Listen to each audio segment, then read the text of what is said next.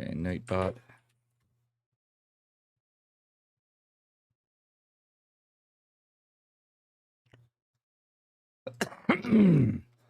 Excuse me.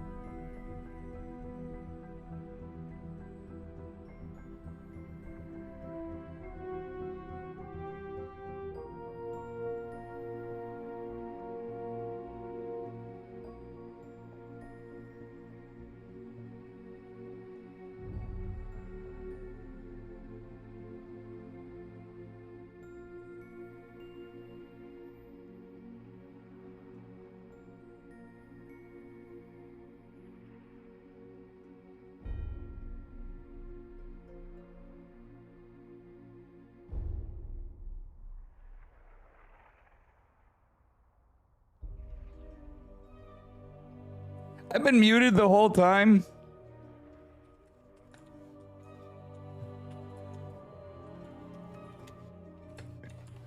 Welcome, Maple. First time chatter. Thank you, guys. I'm just waking up here.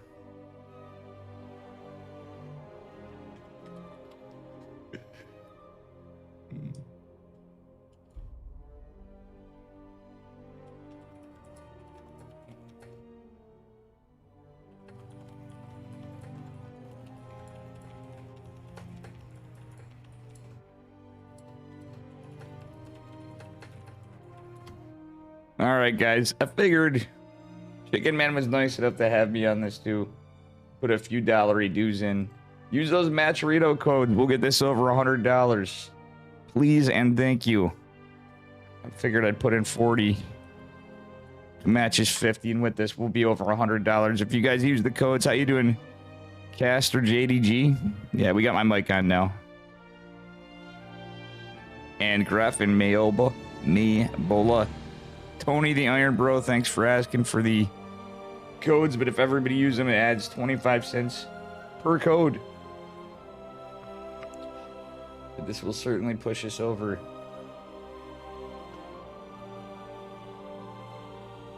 Bracket is live.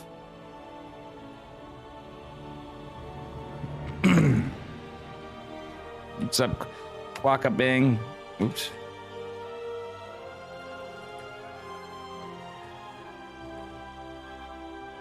We're on a 2-minute delay.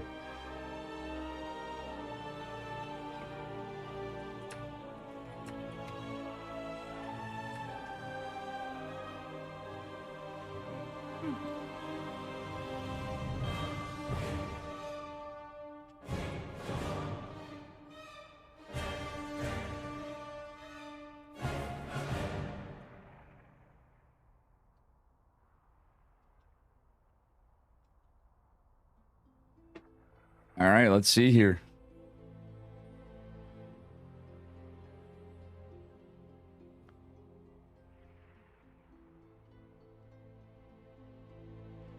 Looks like you're all backed out. No, he's in.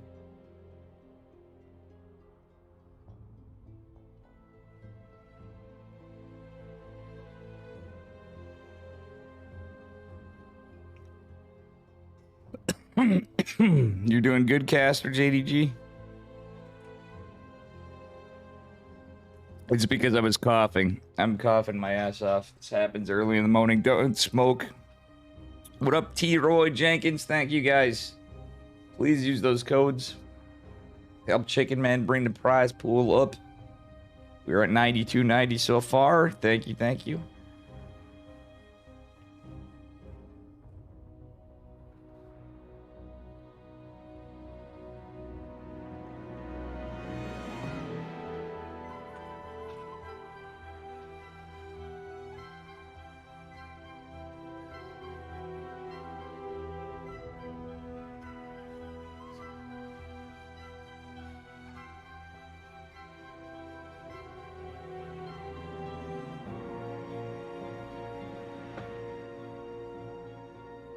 Thank you very much.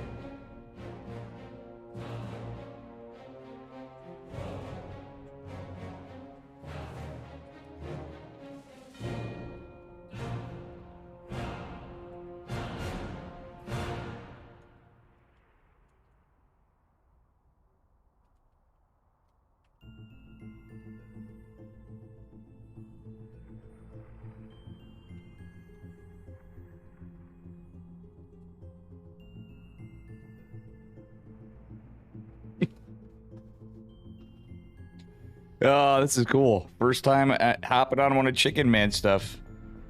Have you improved PvP? My PvP?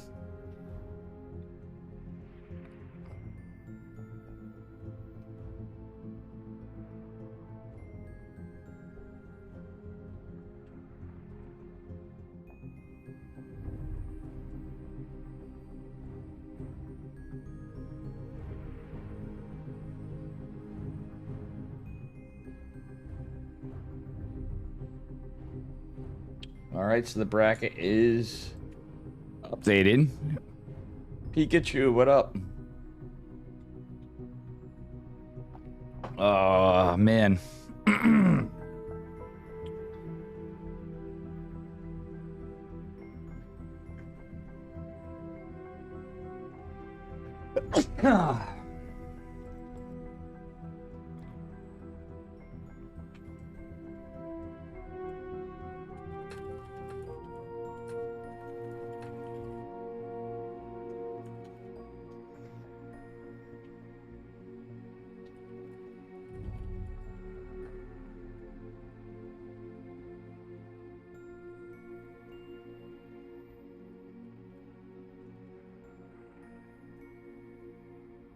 And thank you guys for using the Matcherino codes.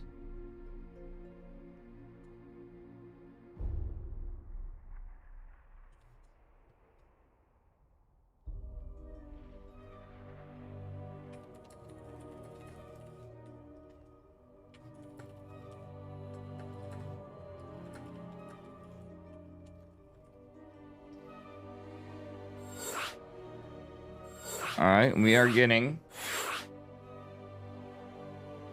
Graf versus King Posh. King Posh.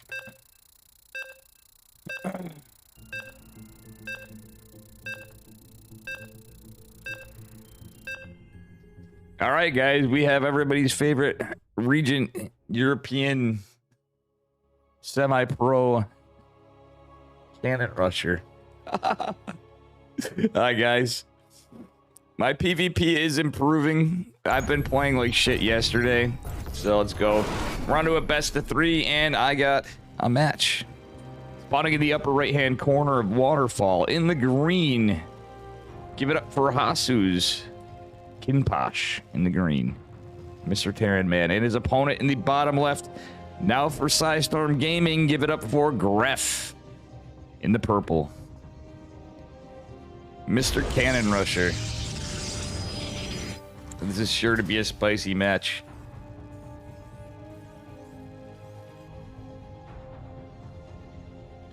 And yeah. We ought to go at some point in between quick. I'm going to refill my coffee. Barracks going down, and let's just follow his probe. I'm going to run and grab it. We just started. I have to hack my load grab here.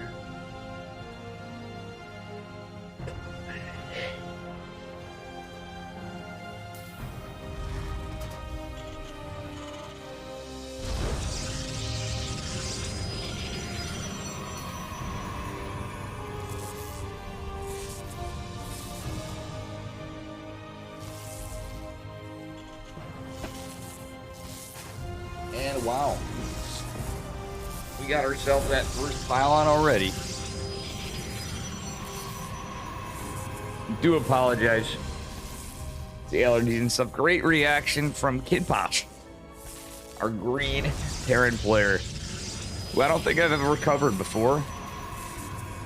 First cannon going down, Marine coming out, and it is going to be, well, looks to be a 3 racks response from Kinposh. Oh, it's going to be a Reaper follow-up, so, funnily enough, Reaper is going to go to the other side of the map, more than likely. But the probe is going to make its way in very soon. It's going to be 3 racks Reaper response. Funny stuff. Okay. Kinposh didn't even finish the other supply depot so he can cancel it, and he provided a bit of a wall. Ooh, I would like to see a cancel on the forward Reaper. He should have done it out of the back one. Okay, he's going to move it back and is going to be able to save the barracks should he want to. And with the 2 Reapers, would like to see a cancel. Yeah, he's going to cancel this high ground pylon. The Rex Reaper is actually a pretty good response to a cannon rush, but a battery and a cannon is going to make a bit of a problem for Mr. Gref, who has a gateway behind this. Getting his first stalker out. Oh, no, that was a little greedy from our Terran player. And what's going on here? Oh my gosh, never mind.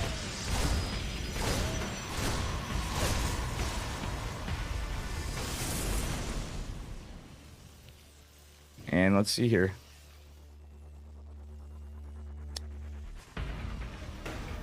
We got a stiff supply block for our Terran player, getting a factory way in the back, which is not a bad response. But we have 4 Reapers going across the map. 1 Stalker's out, a cannon, and a battery for Mr. Greff.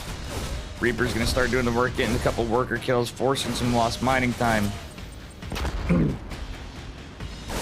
And these 4 Reapers are going to be able to get some good damage done. Has to be careful, though. So Kinposh is going to have to micro his behind off, but the second Stalker out is going to make this a bit difficult. Though one of the Stalkers took some hull damage. And at the same time, there needs to be some forward aggression. A Robo is the play from our Protoss player. But we got 3 Marines coming out. Interestingly enough. And no warp gate. Is this in honor of Florencio? We have no warp gate for our Protoss player. 3 Stalkers is definitely going to be enough to put a bit of an issue on this. And a stiff supply block for a Protoss player. I don't know if... Okay, no, he does know. Reapers are going to find their way back. Another cannon on the way. Immortal trying to get out, and there are 2 probes. But this could be a bit of an issue. That's an Orthosis pylon, so if another one does go down, you can use the battery to heal the Robo. This Robo is getting out DPS'd further and further by the moment. Yep, the battery is going to go down for the Immortal. Immortal going to be pretty decent against all these Reapers. Does take 1 out. And a defensive photon cannon going in the back. Very based. There's a lot of Terran units here. Siege tank coming out. Oh boy. Yeah, that's just too much for 1 Immortal. What is Greff's response? Greff is going for a Stargate as well. There's a supply block.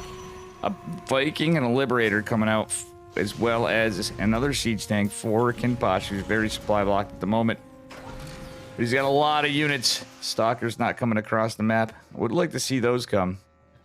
Greff and Troop Cannon Rusher Form is going for a Warp Prism now. And trying to get that Stargate for presumably a Void Ray. Could go Oracle, but Void Ray might be a little better even now. However, cannons and the foreground are getting shot down. Pylons dropping like flies, but the Warp Prism should be able to get out. However, that Viking and Liberator are going to be a little bit of a problem, to say the least, for our Protoss player. Oh no, oh, he loses an Immortal. Not like this, Greff. Not like this. How you doing, Namerd? Oh my dear lord. This is looking very rough for Greff. He has 1 pylon power and it's in the range of the cannon. The robotics facility falling. Not looking good for Greff. The Stalkers are back home. The cannon trying to chisel at some Marines at the last minute, but Greff has left the game. Kinposh takes game number 1.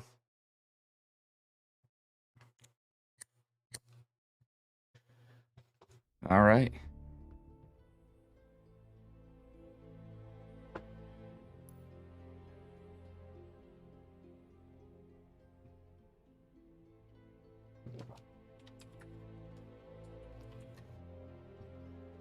That was a funny game. Have fun casting. I will. Bear with me, guys. I am kind of just waking up. Naturally, I just got a phone call.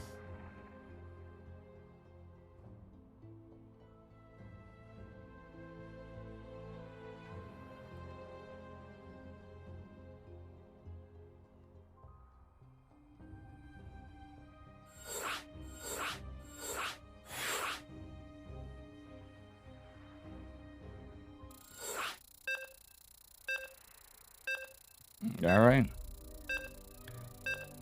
And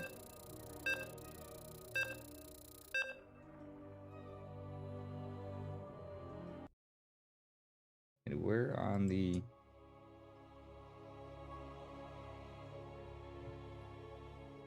All right.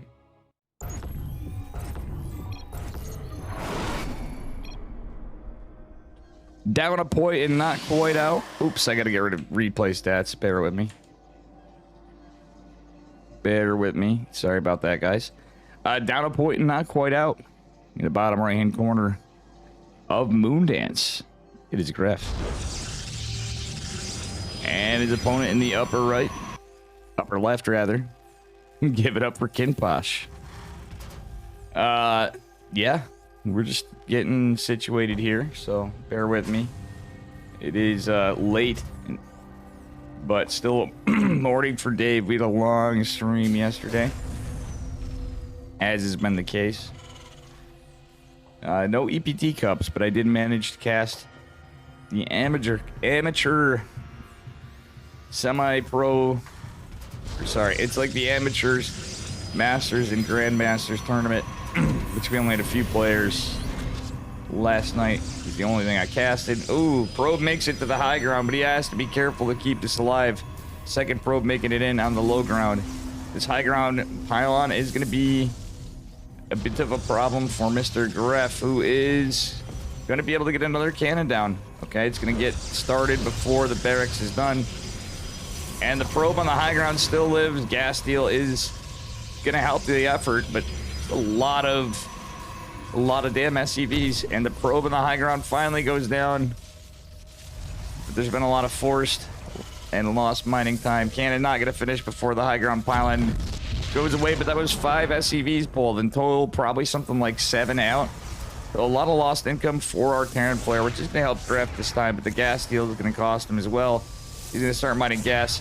There is no gate just yet. Marina is out. Look at the micro from Greff. It's kind of funny to see this. The Marine trying to catch the SCV, but as it ekes in, look at the micro these two on this one unit. It's pretty funny. Oh, a bunker forced to be canceled. And Greff is going to make it to the high ground, trying to get the Marine. He does get it. He does get it. He's going to be able to drop a pylon in this game. This time there's going to be a factor immediately in the back. Marine taking some damage here and there. It's going to be the contest for the pylon. Barracks is on fire. Pylon taking some damage. This time Greff is going to be able to get a little more damage. Marine may be able to take this out. It keeps getting a few shots as it ventured a little too forward. Greff getting the cannon on the low ground. Or sorry, the gateway on the low ground. Killing a supply depot. Another gonna finish.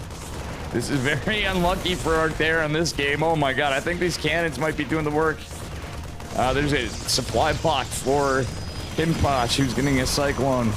He's got to be mauling. Nice cancel on the cannon for Greff. He is going to have another on the high ground. A little further, a little closer up. The other one in the back. And certainly be a bit of a problem to deal with. And there's no gas for Terran. He's going to have the one siege tank, and that is about it. I'd like to see a Zealot come out. He just, yeah, he's getting a little greedy with the Cyber Core there, I think. A Zealot would be huge. It's going to be a Cyclone. But my god, there's going to be a lot of lost mining time. Greff. Yeah, our Terran player should probably consider flying away. This is going to be very rough. And there it is, the Zealot. Excuse me. Very rough casting here. Duke Nukem, what up? A lot of photon cannon. Zealot getting the work and kills one Marine. There's 2 still standing and but very battered. Alright, we're gonna see even more cannons come up. DC going down, the gas trying to be taken. There's not a lot of mining going on. But there's still units being produced. The Cyclone not joining the fight on the forward cannons. One is gonna get canceled. Marine's gonna get cleaned up. We have a Stalker finally coming out. But some stuff in defense. Battery is gonna go down.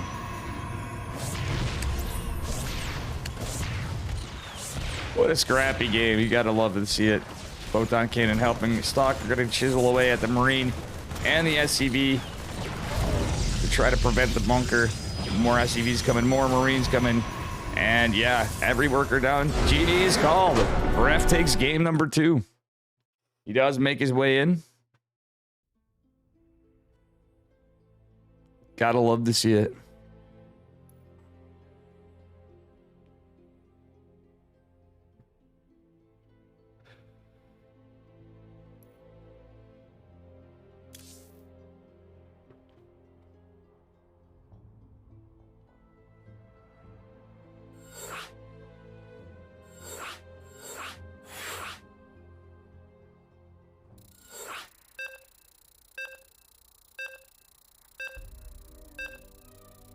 All right.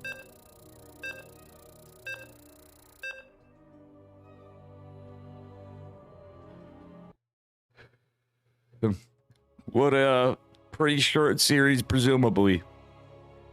This is going to be, but we're moving on to game number 3. And here we are. Score is 1-1 and anything's possible in the upper left-hand corner.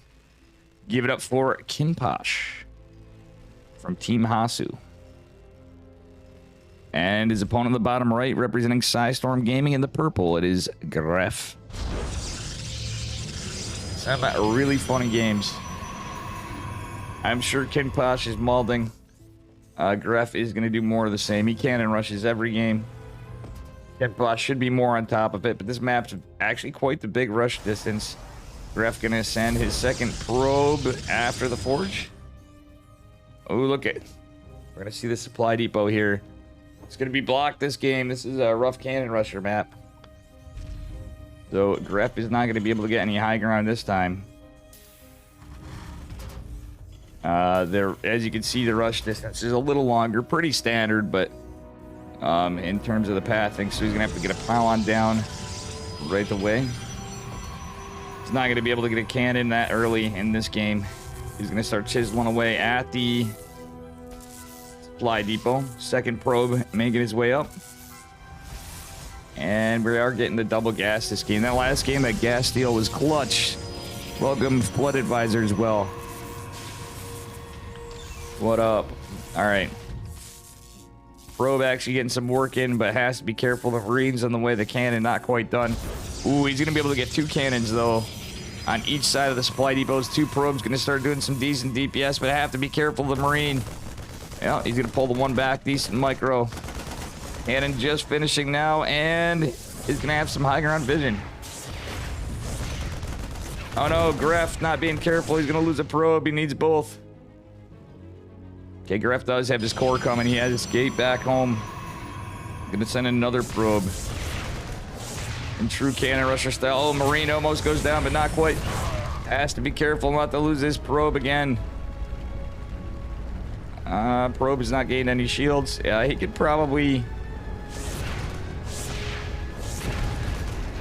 Yeah, second probe's on his way up, but not quite there. He's got a ways to go in his journey to the cannon land. Okay, 1 supply depot's down. Factory almost completed. These 2 Marines are going to certainly be a bit of an issue. We don't have a stalker coming out or anything. Is he going to go right to tech? I would not have hated it. Okay, he's going to go right to Stargate. Void Ray is here. What up, Alfonso Donzo?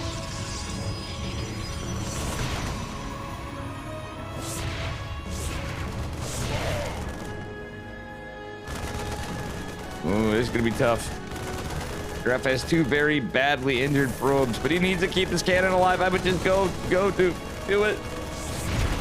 Loses 1 probe. He wants to save this cannon, potentially. Battery is here, and consequently, he is going to start getting that damage. There's a Cyclone coming out with Mag Field Accelerator. My god, this probe is so injured. Decent micro from our Terran player. Void Ray on the way. And our Terran player is going to go down trying to repair this.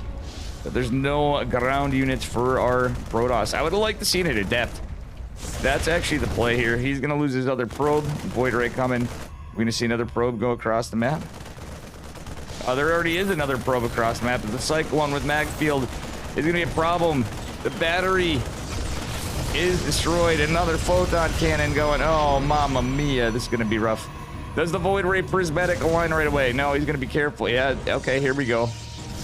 He wants to catch some value. And does he target fire the Cyclone? Again, this battery is completely depowered, so he has to be careful, but gets a decent shot with a cannon. Another Cyclone on the way, which is the response. But he has to be careful not to lose this. No hull damage taken on the Void Ray just yet. Not another one in production. Fleet Beacon coming. It's going to be Tempest follow-up for our Protoss player. Hey guys, I don't have the bot going. Speaking of which, so I'm gonna have to do this. It may. Oh, actually, I do. I don't know if I did this earlier, but we could get an exclamation mark Princeton, but a Viking 5 Marines, 2 Vikings. Oh man, this is going to be rough for a Protoss player. Has to be careful, has to buy time, and has to cancel that cannon. All right, we're getting yet another battery coming. As you know, it's a little rough without some of this. Cyclone is going to try to do this. Tempest on the way. 1 Tempest out is going to be a bit of a problem. He cleans up a Marine. Every bit of DPS he can get is great. There's going to be a lot of Vikings, so our Protoss player has to be a little careful. These batteries are just going down left and right. He's trying to get some value anywhere, try to be annoying, but he has to be microing these units. Oh, Void Ray falls. The Void Ray starts being consequential as you get more Tempest out, though. It is so much harder to cannon rush these days as it is, and Terran's already a tougher matchup. So, well, 2 Tempests are out. 3rd on the way. He is target fire in the Vikings, but he is going to lose the Tempest. That's actually could be the end of the push. He's not been able to clean up any of these units, really. And the Vikings are going to out DPS. This battery starting with like 50 energy are no bueno for Protoss. But the cannon's actually doing the work, killing a Cyclone.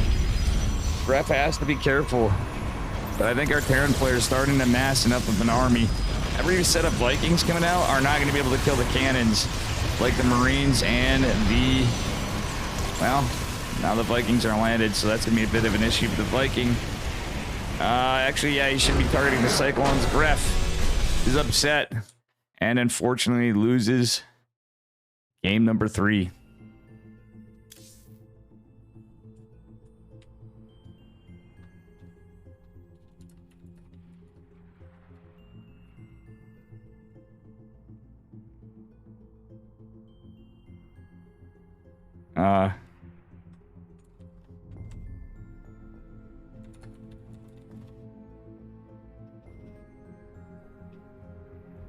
This style, it's ugly. No.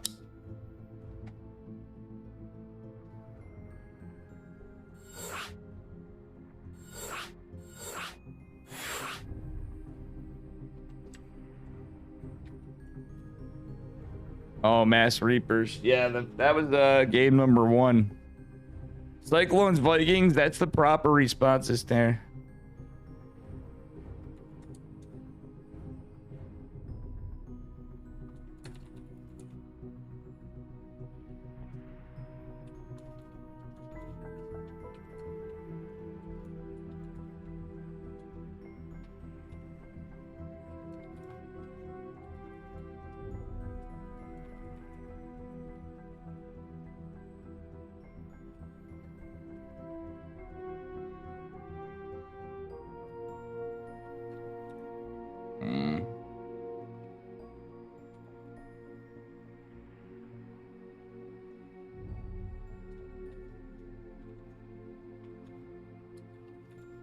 Okay, it is 1-0 Christiana now. We're going Christiana versus Flixer.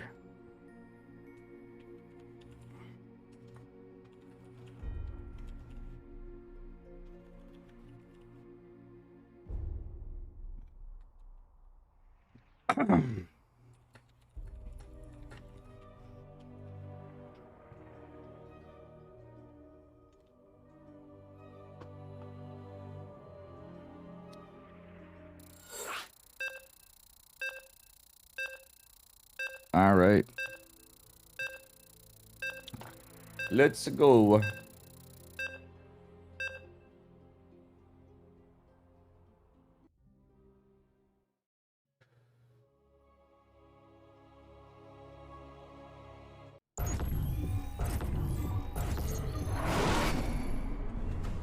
And we're on to game number 2 of this series. Spawning in the bottom right-hand corner of Moondance from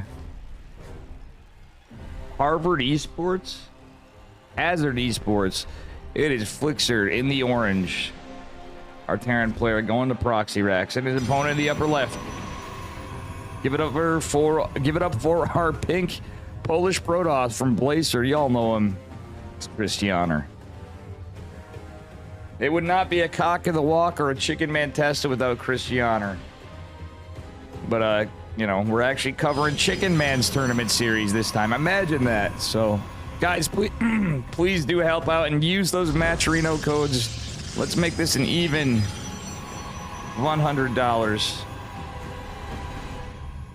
Actually, nobody used all the codes for my second one, which I was hoping we could fill up. But I decided to boost this up so we have another tournament to cover today on a Sunday, as is tradition.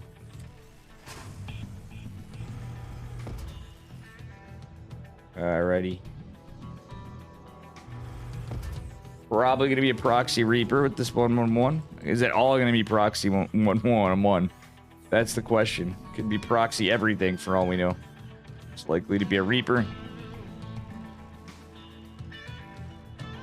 Yep, just a Reaper opener. Oh, I like the pylon from Cristiano. Gonna try to get a scout after and keep the probe alive. He's gonna be annoying. Factory is started, and Cristiano could cancel the pylon if he wanted. He's gonna be a pest with his probe. Maybe faking out a cannon rusher proxy. You know, he's gonna be annoying. The pylon actually helps quite a bit, but look at all the vision he's getting. Barracks gonna go start flying back home. Cristiano being damn annoying with this probe, but keeping the vision up, keeping the heat up. Oh, he forces a cancel on the supply depot. Reaper's forced back home just to deal with this. And it's not a wall, and Adept can actually go through here. If Cristiano can get this, he's going for a stop. Oh no, he does have an Adept coming. This may just work out in time. Terran can do this. A Zealot is gonna make his way in. Hey chat, where'd you learn this build? What a great response from Cristiano. That pylon was placed perfectly, forcing a strange response from Flixer, who was going into cheese, but I don't think it's gonna matter. Oh no, a little miss micro from Cristiano. The Zealot is gonna die to the Reaper grenade. But you know something? I don't think it's gonna matter. Ooh, the Adept's not getting paid attention to for a minute. Stalker crossing the map. Blink already on the way. It's a one-base response from Cristiano because he knows he just got so much damage done. There's a high ground CC being attempted. Adept trying to debate some SCVs, but it's already got 5 kills. In total, 8 workers going down. And yeah, this is a massacre for our Terran player. Cyclone is going to pop, but Blink again. It's a very fast Blink. Is going to be on the way. There's going to be a proxy gate going down for Cristiano. And the Cyclone is going to have to... Well, he could get out. But he's going to go kill this pylon. This is the most scuffed wall from... Look at this. Yeah, that's right. Some long cocks in chat. This is Chickenman's tournament. And we will be joining up together after proxy double gate. Is Cristiano going to take a proxy Nexus too for shield batteries? That'd be funny. But Blink being done soon is going to be pretty nice. He does have... This could be 4-gate on one base. This is like a PvP build. Funnily enough, but it's already caused so much damage. Flixer down to 18 workers. Is going to have 2 CCs though, and Magfield Accelerator is going to finish. He does have 2 Cyclones. We are going to have another factory. So he's going to go mass Cyclones, maybe? Nope. Cloaked Widow Mine. This could actually be quite scary for our Protoss player. He is going to have some vision, but look at how many Stalkers are here. Oh, does he shut down Magfield? No, Cristiano's gonna get both Cyclones, but if he shut down Magfield, that would almost be better, but no. That's it. Cristiano 2 O's in a bullying series. Very good stuff. That was it right there for that one. And I miss Shino. I should have got Shino from Storm Gaming. Let's see what we got.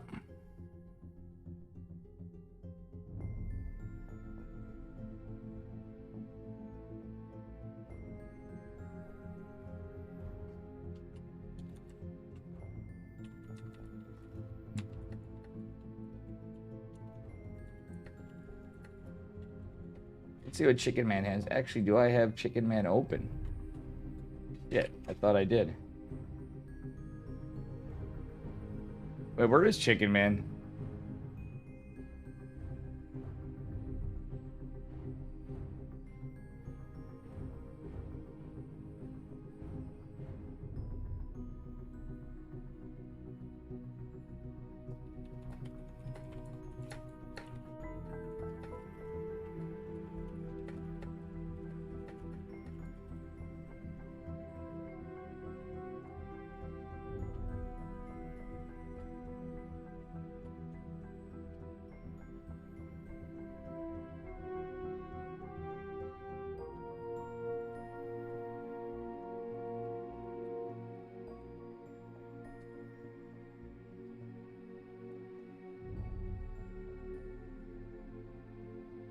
All right.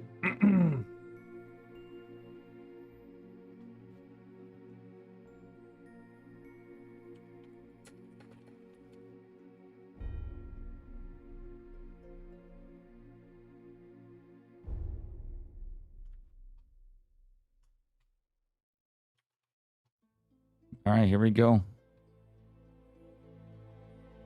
See what we get next.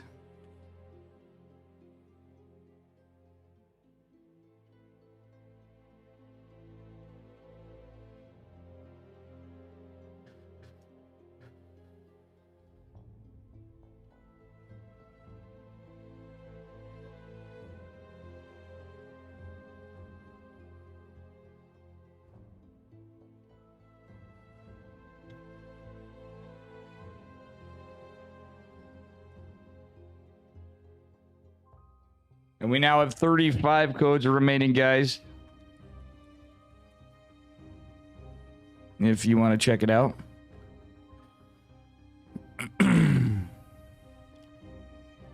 How about use the code?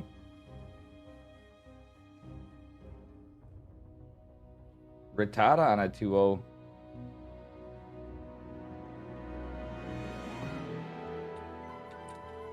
Christianer is Young Yakov.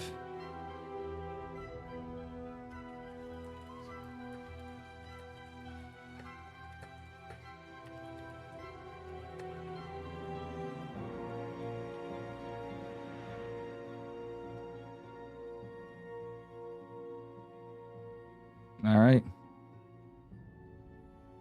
Welcome everybody new coming in.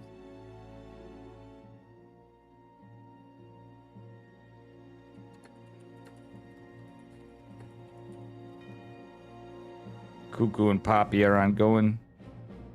Looks like Geralt is waiting for Tigershino.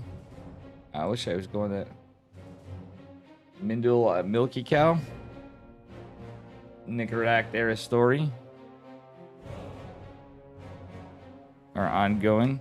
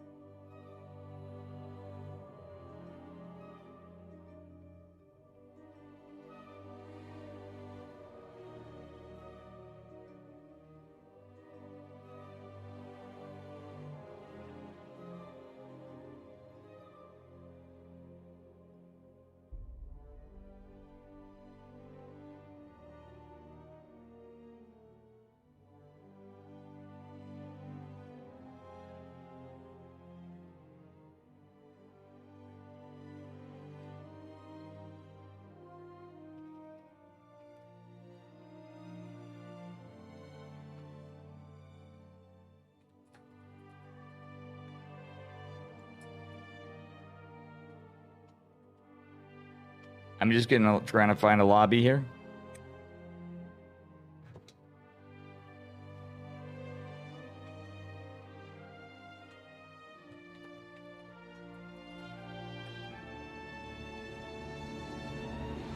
Okay, so I'm gonna get Chino versus Tiger. Oh.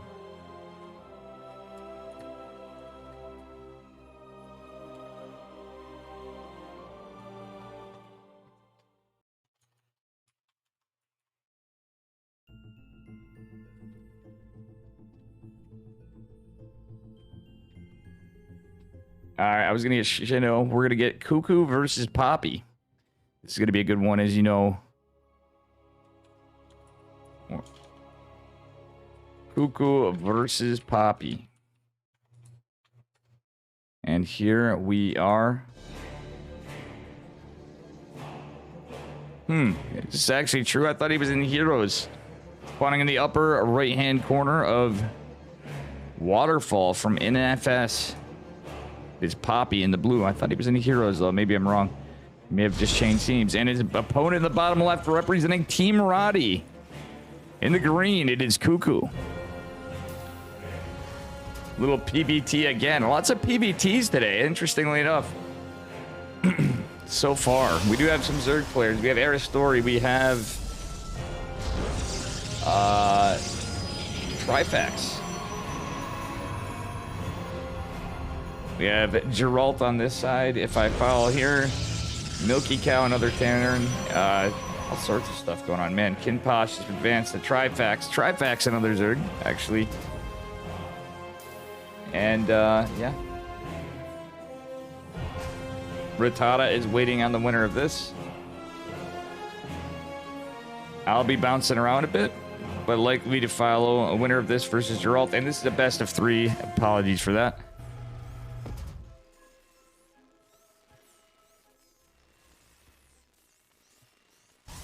All right, here we go. Nexus going down before core from Poppy. Curious to see what happens. Could be a Stargate play, but it would be a little bit of an adventure for Mr. Poppy. He's going to be trying to get a little block on the command center, but I don't know how much I like that way of it. You do get a little bit of injury in the probe, but it is going to be Reaper expand for our Terran player. Probe going to make its way back across the map. And let's see the build from Mr. Terran. Cuckoo's likely to go 2-1-1, or sorry, 1-1-1. I've seen him do 2-1-1, but I'm assuming it's going to be a 1-1-1. Yes, Factory falling down behind us as we see the Reaper go across the map. Adept has a ways to come, and kind of some Sim City here, but Reaper will be able to find the east side of the base exposed for our Protoss player. Yeah, Reaper could potentially get a couple kills here, or at least one. Is going to respect the Adept and shade away. You might say that Poppy's being a little shady.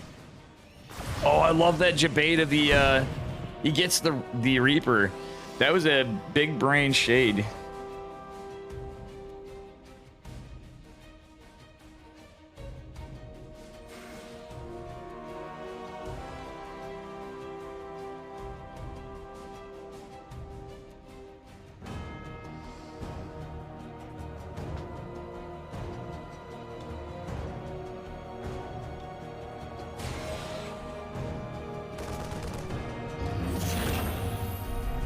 All right.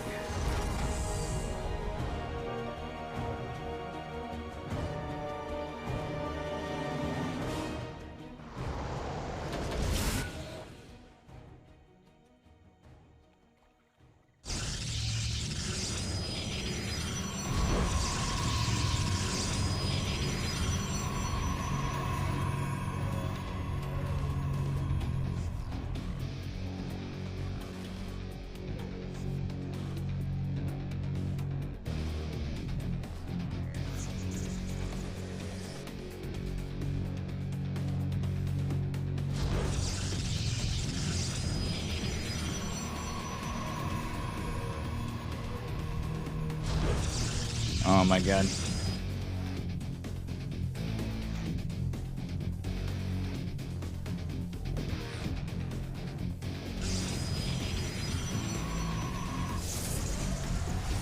Alright, Warp Gate is finishing.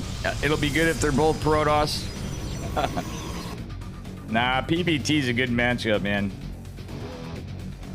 Poppy, you know, oh, Poppy is up a point, by the way, too. Sorry, guys. I've had some business to take care of, too. Wasn't 100% sure if I was doing this. It's going to be a Widow Mine drop, which is going to be unable to find anything. Poppy just has so many Stalkers out now. Actually, he's got 5. It's pretty standard. Has his third base. About to pop. Playing very standard. Cuckoo is going into the 3-1-1. He's going to swap after his tank's out. Just one tank, interestingly enough. But yeah, he's got to start his stem. He's got a +1 on the way. Weird build from Cuckoo. A little bit. He's going for tank Raven push, but nah, this is pretty normal. Pretty normal stuff.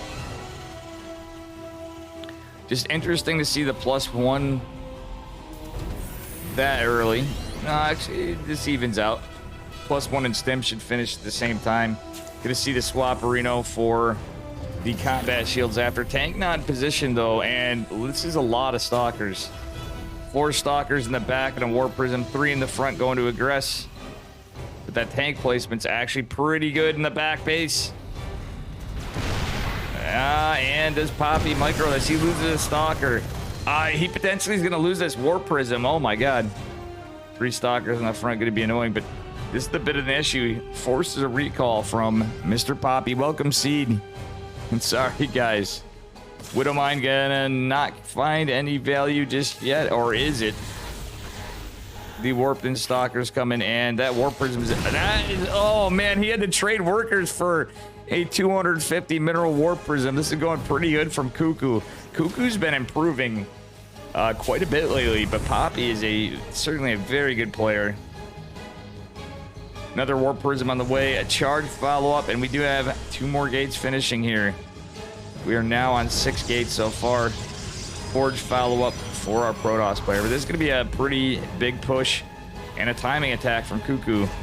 He has a tank, a Raven, Widow Mines, Marine Marauder. No medevacs just yet, but we do have, well, we have none in production just yet. So it is a medevac-less push, but certainly some good units. Okay, never mind. There they are. God. Asterman not paying attention to some of the attack follow-up of the Terran. I think they just popped right as I looked. Infantry armor and concussive shells coming, but he's gonna go push right for the natural, and there's no shield battery. Pylon's gonna depower the Immortal. Tank does get some fire, but the anti-armor missile actually doing more work. Does the Raven land an auto turret? It does, but it's in jeopardy. But there's so many Terran units in the medevacs. Just putting the hurting down. Oh my god, Cuckoo playing like a madman. Gonna be up a game, I think. That's a lot of stalkers, but the medevac, or sorry, the Marauders gonna have concussive shell in a moment, killing the natural, killing the robotics facility. It looks like a 1 dead forge.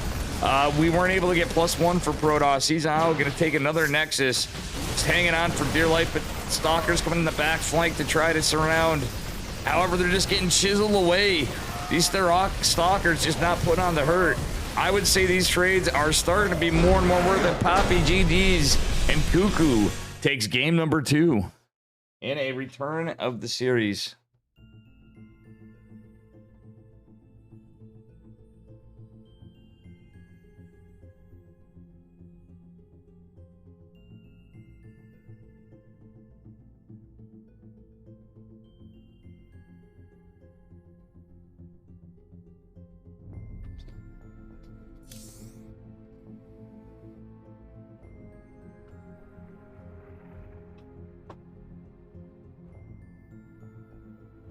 Shit. Let's see who's advanced so far. And what's going on? Tiger and Mixu still going, or Tiger and Shino still going on. Curious to see where Mixu left off here. Mixu did 2-0. Young Yakov took him out. Oof. Cristiano and Young Yakov were going on. Rattata is fighting Cuckoo. Oh, Cuckoo 2-0. That was my mistake.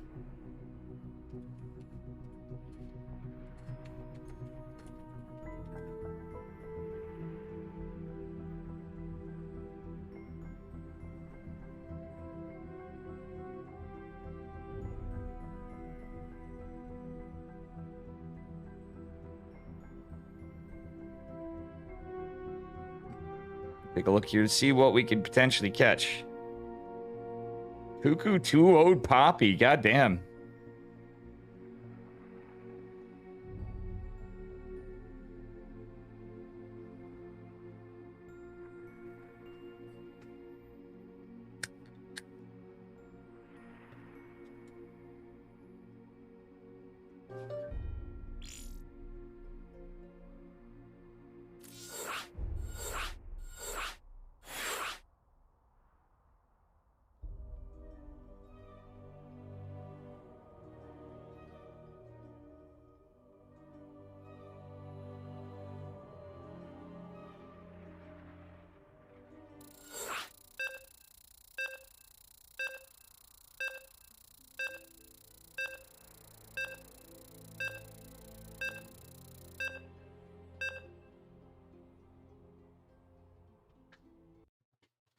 All right.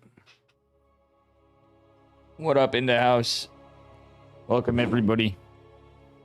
And it is going to be Tigger versus Shino. I didn't see the score, so we're just going to be blindly going in on this.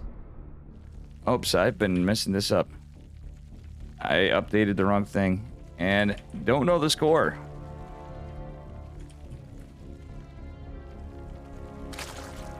So anyway, spawning in the upper left-hand corner, our Zerg player from Sidestorm Gaming in the green. Give it up for Shino.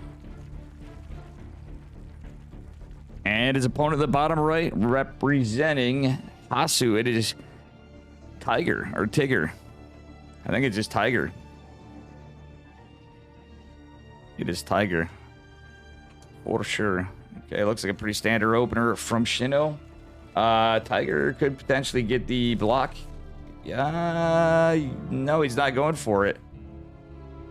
Tiger had an opportunity, but Shino is going to be able to get his hatch down right away. That probe certainly had the opportunity for a block, but he's like, we're going to let it play out in a standard game. I'm not going to force any shenanigans. Going Nexus before gate? What a madman. I think it's 1-1 is the score. I'm just going to blindly guess. Welcome, Alfonso Donzo. Sorry, guys. 2-minute delay.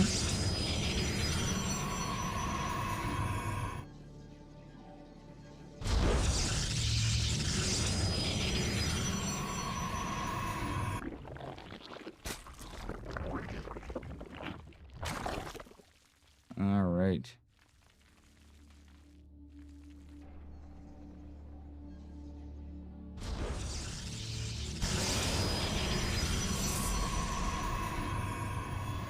Alrighty. Winner of this goes on to fight Geralt on this side of it.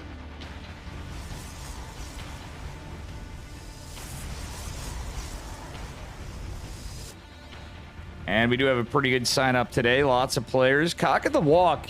See, this is a good time for tournaments. If I did them on a Saturday when they were open at an earlier time, this is where you get a lot of the EU crew, and we make an EU sided tournament. If you want European players, which can be cool. Actually, at this time too, it may be just at a point in time where you might be able to get some of the Korean players a little easier, but it's still a rough time. I've just been notified by my PC that it's hotter than shit from constantly running. Probably need to do a little cleanup here. Had a weird opener from our Protoss player, though. It's extra greedy. It's a super fast Nexus. He's going into Stargate. Oh, boy. It's like the Hero Plus style. He actually does a lot of damage. Just barely saving this. And with the cancel of the pylon, that is going to cost him some money. But it's a very damaged zealot. Going into an Oracle. Okay, it's going to be doubles. No, it's not double Stargate. He's going into +1 weapons. The Sentry is going to make this a bit of an issue for defense. Strange play out of Mr. Tiger. Shino going to go for his third hatch, and isn't going to have the most of a scout here, other than he's going to see a Zealot and a Sentry spear upside. It's going to be a Void Ray opener, so we're probably going into Sky Toss, but it could be a Switcherino from Mr. Protoss, man. Saturating both gases. Looking like it's Sky Toss because it's 4 gases, folks. And we are going to see a Fleet Beacon right away. Sentry going to start tickling. Wait, he's going to hide the Fleet Beacon. There it is. Fleet Beacon going to go down again. It cost him some money for that cancel, though. But it is going to prevent the Overlord from looking at this. That cost some money for the cancel. I know gas units down. That's just 50 gas and 50 minerals. Fleet beacons are expensive, so consequently, it is going to do something there. Double Stargate. Is he going to go right into carriers? Is he going to go into Tempest? What are we going to see here? Obviously, he's not going into Void Rays right off the rip, but he's got to get some economy up. Going to take the back base, which just has 1 gas and 12 mineral patches, but I guess for the opener, you can kind of eke this out a little bit more. Yeah, he's going right into carriers. Oh boy, this is gonna be very rough for Shino. He knows there's a Void Ray, so he should know there's the Sky Toss. Void Ray is going to make short work of the Lings, and +1 air weapons already finishing for Shino, who's going to scout this out. Ling is still alive for the moment, but the Void Ray could chase it right the hell down. What's it like in the future? I'm stuck 2 minutes in the past. Well, we're both on the same time. Interestingly, you're just seeing this 2 minutes behind. So I can't say it's too different, you know? We don't have any Rick and Morty tales. And yeah, we are going to have those carriers finishing at the same time, pretty much, with after the chrono boosts. So our Zerg player going for a nice 4th hatch. He's going into Aspire. He is going into Glial Reconstitution, but carriers are a bit of a problem. Nice queen count, though, but obviously transfusing quite a bit. He's droning up pretty hard at 6. Now, actually, yeah, he's at 66 drones. And let's see here. We're going toward 4 carriers with the 3-gate follow-up, going into Warp Gate and a Robo. So it's going to be hard to scout for a Zerg player because, well, he just isn't able to find it yet. Layer's done, obviously, as the Spire is coming out. But I like that our Zerg's getting a big economy, but if these carriers just start pushing across after, it's going to be able to do a lot of damage, potentially. So many queens out, though. I do like this out of our Zerg player, who needs to start pumping Overlords, honestly, because he's got this Spire down. I wouldn't hate a double Spire after when he gets money. Does have a huge gas bank, which is quite nice, because he can start hammering out these Corruptors, but he's going to need +1 air. I think he's going to need Flyer attacks and Carapace.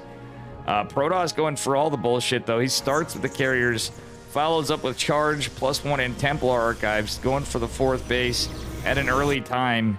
God damn. It's a very greedy style and a very annoying style for Zerg to deal with. 4 carriers are scouted, and he's on Hopium. 10 Corruptors coming. He needs to buy time. They take a long time to pop out. And yeah, 1 is going to make its way here. 2 Spores trying to land. Queen's going to try to do the work on the Interceptors, which are going to help the fight. Oh, several are falling, and the Corruptors are in few numbers, but are going to be helped by the Queens killing the Interceptors. Nice transfuse on one of the Corruptors. I think they're going to see a forced recall. Oh, 1 carrier goes down. This is costing our Protoss players some money, and 2 Lings going to try to damage a pylon.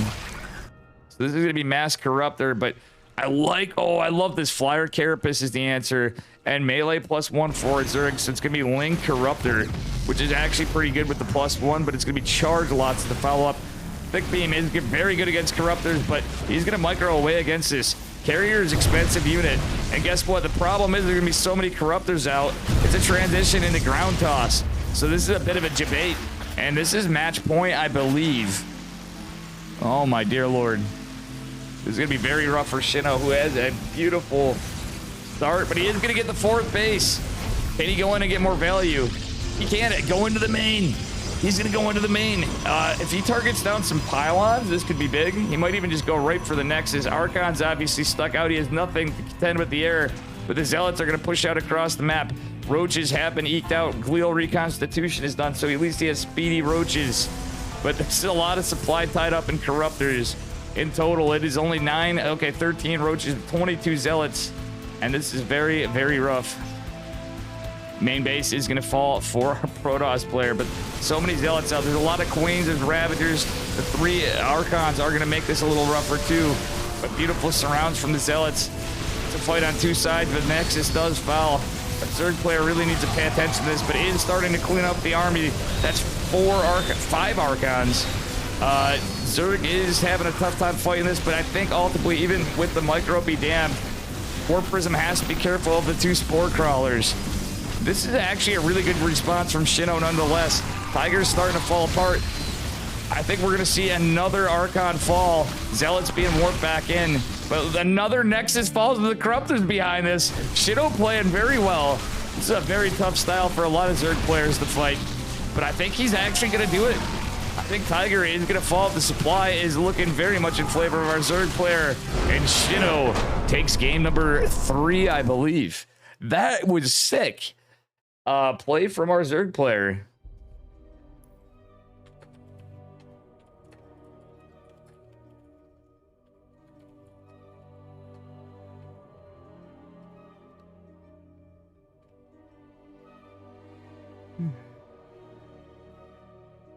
That was really exceptional play from our third player, from Storm Gaming. Interesting build from Tiger, but my God.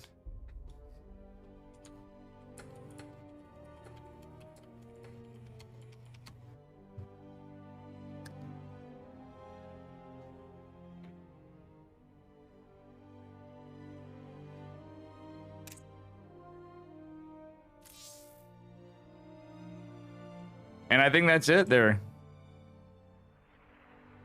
for that series. We'll see what's going on.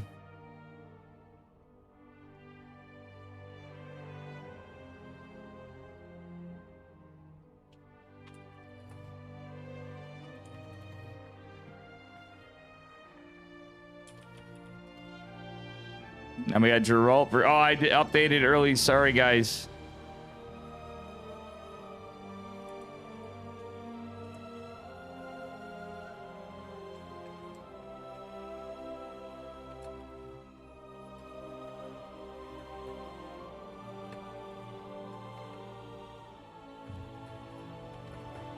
I'm asking for a minute. Give me just a moment. I'm going to get some more coffee.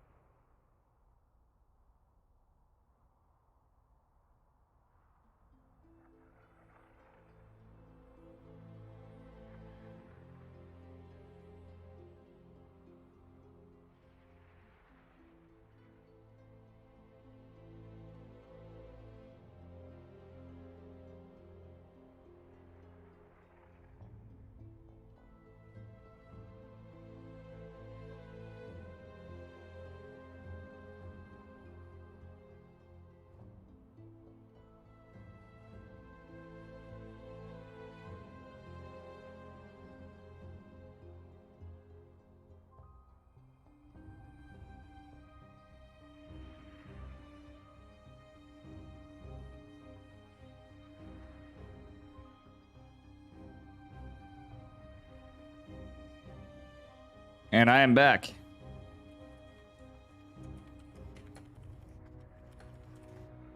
What a game that was. Would have been nice to catch the whole series, but we got little bits and pieces here and there. Good games today.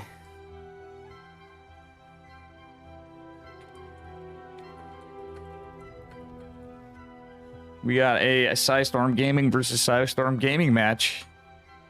It is Geralt and Binu.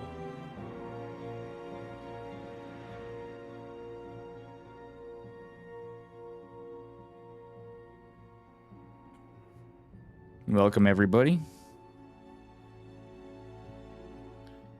All right. And it's the first cock of the walk, but realistically, let's be real.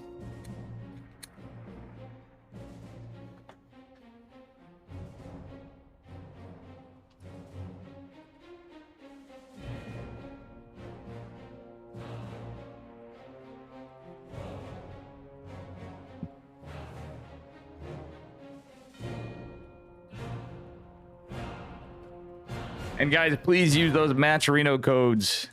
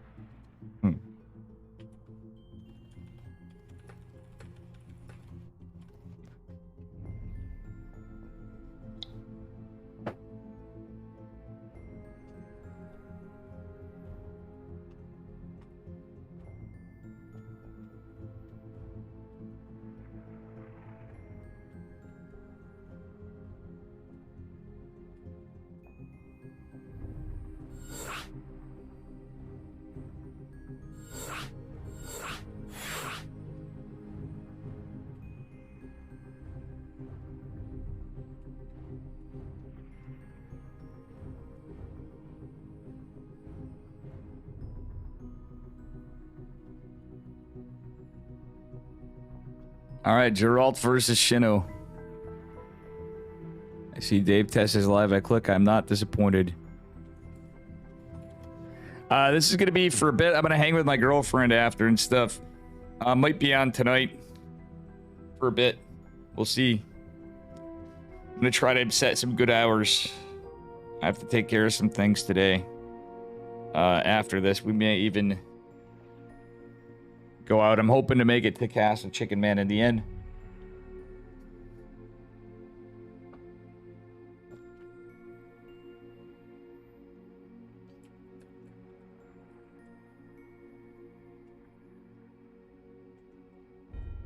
All right, here we go.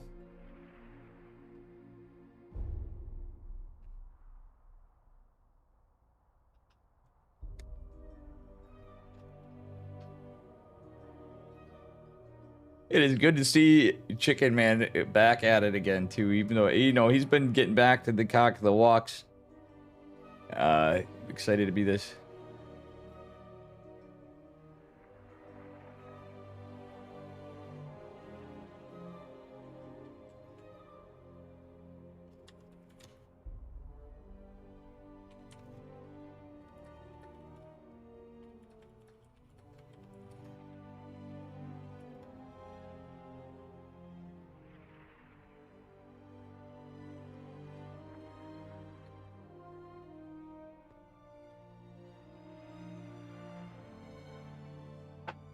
The Cock and Dave.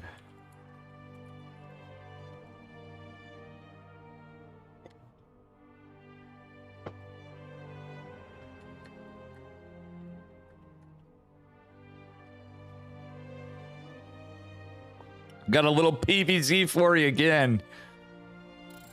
And this time, I'm sure we're not going to see Super Stargate play. We'll probably see an Oracle. We're going to see Blink Stalkers and Disruptors and Lings. This is going to be a good match.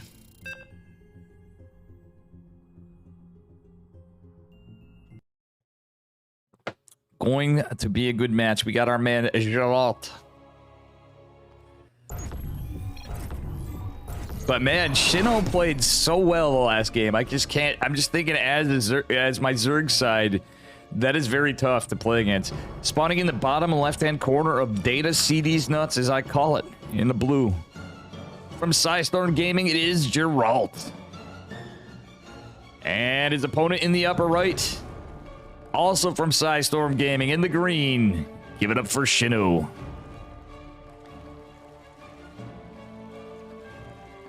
All right. Geralt with the early probe, trying to get a block. And obviously he will. Data C, little smaller map than before. It's early enough to get a block for sure. Forcing a third base from Shino. At triangle. You know, it's not that horrible in this map. Yeah, Shino, a little indecisive, though, is going to delay it just a couple seconds. Just a few. So he's mauling a little bit. He might as well just went right for it, but he's all right. Geralt's feeling the pressure because Dave's here. Hey, thanks for the follow, Eric Herman. I don't know why I don't have any alerts, but... let me see. Meh. Shit happens. And you know what? Yeah, we do have the bot too, so... A little quieter. It's a little earlier than normal. Because this is the cock of the walk. Alright. Good stuff. Gouda.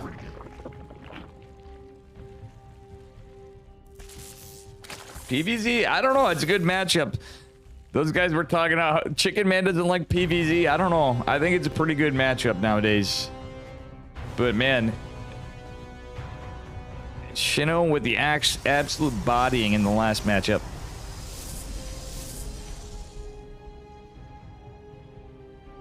Very, very good stuff.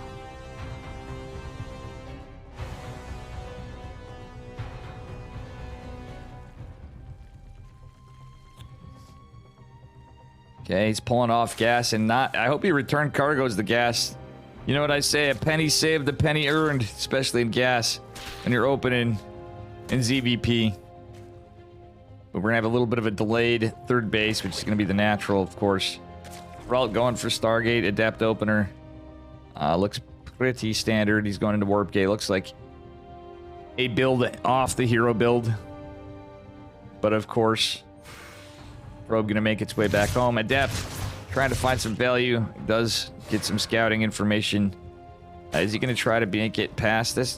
2 more links pop. It's going to be a little rough. He is going to go in. He's going to scout the third hatch, but he's got to try to keep this Adept alive. Why is he fighting into... Oh, he gets the creep tumor. It's actually pretty big because, well, when your bases are separated like this, it's a lot of energy early on for our queen. So it takes no health damage on the Adept. It's double Adept. They are going to get a couple of lings. Still has to be careful. Looks like he might get some health damage after all on this Adept. Did he? Nope. It's full energy. Full health, rather, Adept. Faking out a Shade number 2. We got an Oracle on the way.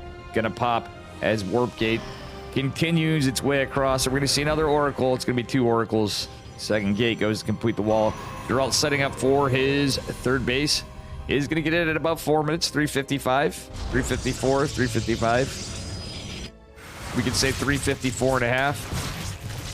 Car 54, where are you? For any boomers in chat. Welcome, Cindy Cutie. Thank you, Eric, again for the follow. We're almost at 3,000 followers, so even if you unfollowed for bit and refollowed any of you, we appreciate the follow back. Almost at 3,000 followers here. How you doing, Cindy Cutie?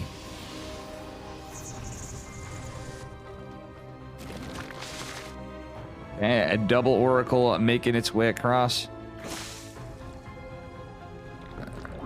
And Jadong's thawing. Oracle's trying to get some pressure, but are gonna not find too much damage. Oh, Geralt looking to lose an Oracle. That is not good. That is definitely not good. What is good, though, is he keeps one alive and is gonna secure his third base.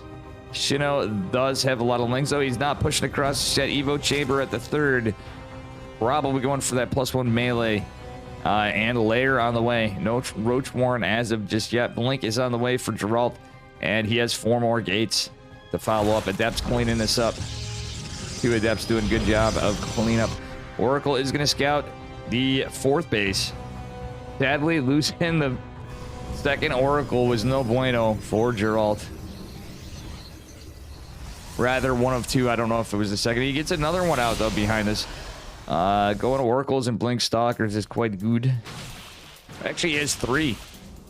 No, it is just 2. He didn't manage. I think he just recalled that other Oracle. Or no, he didn't. Okay, never mind. Dave is totally wrong. There it is, the +1 melee coming for Zerg. Baneling Nest and Roach Warren in tandem. And our Zerg player is in a very good set of economy. Geralt also pretty close to the Zerg. Gonna wall off with 2 gates. Ooh, the pylon. I don't know how much I like that, but I guess it's economically there. It's gonna help a little bit against Banes. But the pylon makes it a little weaker, of course. And that is the purpose of that wall. 2 Adepts gonna go in. No, not killing a creep tumor. Nope, he is gonna go back and kill the creep tumor. Had a chance to get another one, but is not gonna do so. He's gonna go attack with the Stalkers. Unfortunately, the Overlord sees both stasis wards. Blink is not finished yet, so it's a little bit of a gambit play. Not many of the Lings are taken out by the stasis ward, so Geralt has to be careful. Blink is 13 seconds away. Am I so sane that you just blew your mind? Demon Thank you and for Camo the just 3 subscribed. months. Passing out. Have a great stream, Carrot. You have a good one. Thank you so much, man. And great fighting match. I saw a bit of it with Beowulf earlier. That was a very good event. Thank you for putting money into Starcraft. You know, that's where it goes here, too. There is no cross. Welcome, Smoke. I'm with the Mana Chickens and Cock of the Walk, number 103. First time I've done this, so very cool stuff to see my good friend Chickenman and I still at it on a Sunday, even when I don't have my side of the tournaments going. How you doing, Smoke?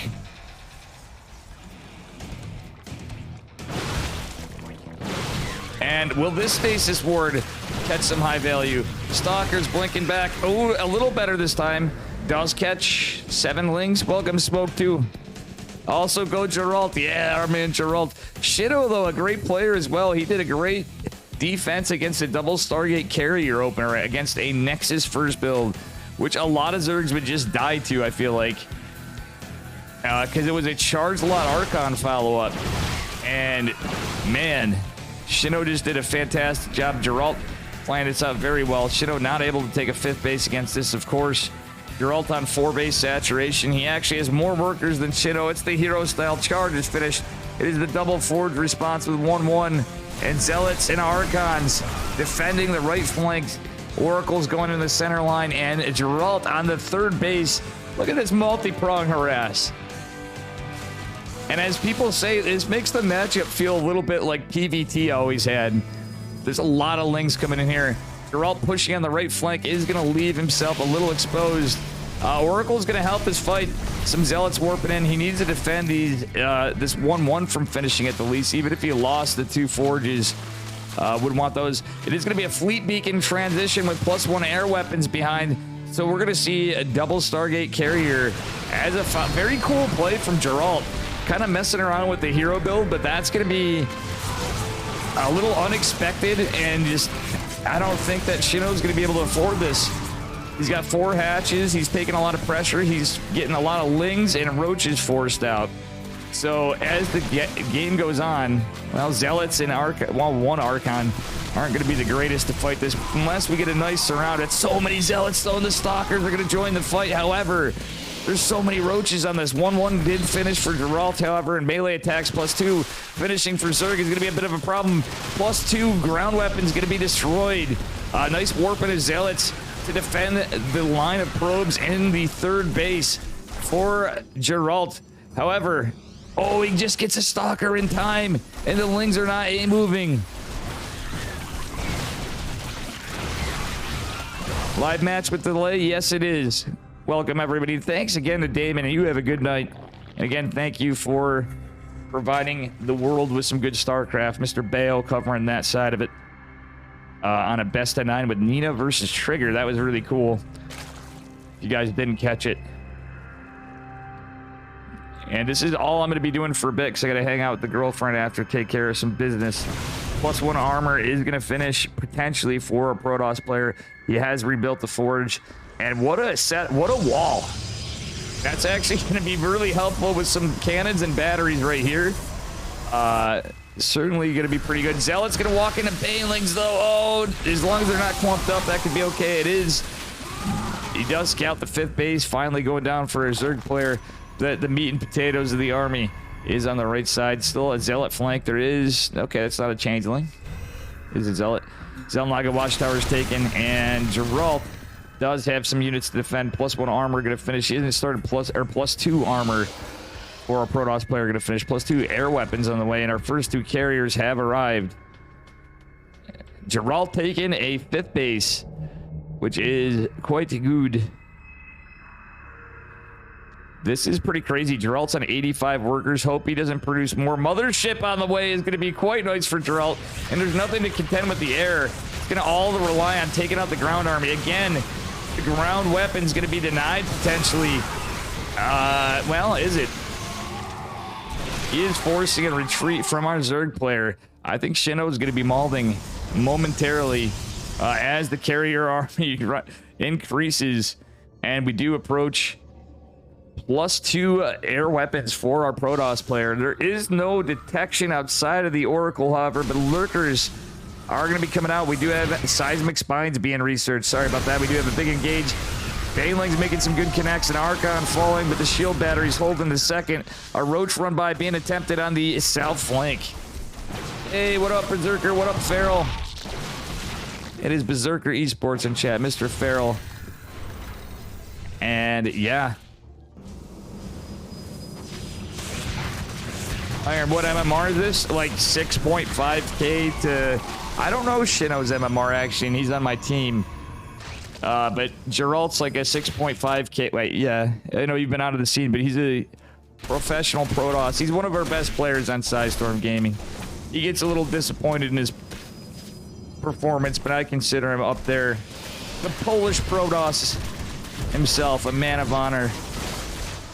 And High Templar fusing their little hot air balloons against the roaches is pretty comical to see. Ling's trying to take out the Stargate, but some zealots warped in. Are going to clean this up and buy some time for Geralt to just continue his carrier assault, which is going on the 5th base to Shino, who's been again retained at 5th base, 5 bases. That's a lot of lurkers, but there's nothing to contend with the air. That's going to be the unfortunate problem. Beautiful storms, but storms against roaches, as you may know, are not the greatest. And, you know, adaptive talents, finishing seismic spines already has. So those lurkers can't really be dealt with this army. 4 carriers running amok, but we're trying to see spines. This +2 air weapons is actually hella strong. +3 on the way, and ground armor +3. Funnily enough, because of the upgrades. Desynchronicity? I don't know. There is an observer with this army. Mothership. This is just kind of hilarious. So we have an invisible army versus an invisible army. A rock against an immovable object. This is pretty funny, but at the same time, the lack of contention of air is going to be a problem. 4th hatch going to fall for Shino. It looks like it is a bit of a problem for our Zerg player. Geralt has played this game quite well and quite an interesting way, but the Corruptors are going to start popping. However, there are Stalkers, there are Archons. It's the Lurkers that are a bit of a problem. If those get cleaned up, the Stalkers can just jump on top of this. But it ain't looking good for Zerg anyway. Shino losing a lot of Overlords. This is getting cleaned right the hell up. Dave versus Cyril, best of 5. Oh my god. And this tournament's on EU. This is Chickenman's tournament. I put in $40 of the prize pool. If you guys want to help out, we need to make it an even $100 or whatever it is. Please use those Matcherito codes. We have a bunch more. If you want to check out Chickenman as well, he's casting another series. We're going to join up together. I'm going to do this too. He has got himself a good old yeehaw coming right on in. And you can take a little trip to the Yeon Program. Princeton University. The Princeton is called. You'll hear that 2 minutes from now. But I had to do a little shout out to Chickenman. If you guys want to see the other side, he is covering Cuckoo versus Rattata, TVZ, and quite a good one. Cuckoo's been improving quite a bit. Rattata, an insanely good Zerg player. I feel like he gets underrated at times, but very good player. Geralt going for a 6 base behind it all after all that carnage. This ain't looking good for a Zerg player. He's got the Corruptors out, though. He's trying to get air carapace, but our Protoss player is now onto air armor coming with... he's got his shields upgrade as well, going into +1 shields. Double Forge going +3 ground weapons on the way. This is just the point of time where our Protoss player looks like he's just sealed the deal. I just don't see a win to this. There's even Disruptors. All 3 tiers to Disruptor. He damaging the pylon a bit, but does clean up the Lings. 1 Ling is going to be annoying, but the Zealot's going to defend it. Meanwhile, the push on the left is going to deny a 4th. Actually, yeah. What the hell? Geralt going for a 7th and 8th and 9th base. He's just so far ahead. He's like, yo, get out of this, Shino. I got this. Vipers are out. Shino just couldn't read it. And it was impossible. Really, he couldn't get over the other side of the map. This was impossible to really get a read on. Unfortunately, the carriers alone are going to have to respect the Corruptors still, even at this stage. But look at how damaged those Corruptors are. The Queens were killed earlier. And it is just a 4-base Zerg to a 7-base, potentially, Protoss. Well, he doesn't even need to. He could cancel it. Geralt's just going to cancel it. He's kind of like, we're going to play with our food right here. And the army's just postured on this side. Zealot's going to run by and even clean up the Lings. Shino is supply blacked. He is down to 88 supply cap. Very crazy stuff. Yeah, an unstoppable force meets an immovable object. Exactly, Smoke. I'm still waking up here. I was not sure if I was going to do this, but I'm very happy to meet up with the King Cock as it stands right here. And Chickenman and I will be meeting up in the finals, I believe. God damn. But do go over and check out Chickenman. His production is top notch. My man, Chickenman. Oh, let's see.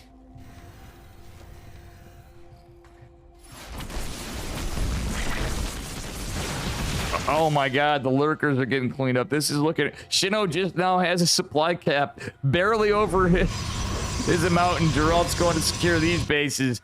You can literally go to any side of the map. It's amazing how our Zerg player's hanging on, going into a +2 air carapace, which takes forever, it feels like. We're now 18.5 minutes into the game. And goddamn, the Blink Stalker's cleaning up a lot of the Corruptors. Still, our Protoss player respecting the army. Would like to see the Disruptors come in, because honestly, with not any Vipers over here, you can just clean this right up, kill the lurkers. One cannon does fall, but yeah, this is going to be a little rough. Ling's trying to come in and get some assault, but they're not going to be able to. Shino has to be afraid. Mothership going over to the other side. He's going to try to do a recall of the carrier Stalker if he has to, which could make short work of this. There's a lot of static defense, however, as Shino is trying to take a 5th base. There it is. The recall is going to come right up here, and oh, the static's not even landed yet. There's nothing to defend, just some spines. Okay, the spores do manage to come down, but this is the Protoss death ball over here. No disruptors with this army, but still, don't think it matters. There's not a lot to contend with the ground as the roaches and lurkers are trying to make their way over. Zealot run by is going to make its way into the 4th base, which is almost mined out. Natural's pretty much completely mined out, and obviously the main and the 3rd very much just mined out bases. Oh, we're trying to get a snipe on the mothership, but the Stalkers jump right on top of this. One of the carriers does fall. He's trying desperately to keep his Corruptors alive, and they are going to take some damage. The hell of a game from both players. Shino's actually eked this out as good as he can. He's on his back foot. It ain't looking good, folks. The lurkers, oh, he loses the spawning pool. Pathogen glands were being researching, but Geralt has done too much damage and is going to advance into game number 2 with 8 point. Welcome, Night Garden. What up, Sibba John? Smoke's just laughing at me like, Dave, how'd you fuck that up?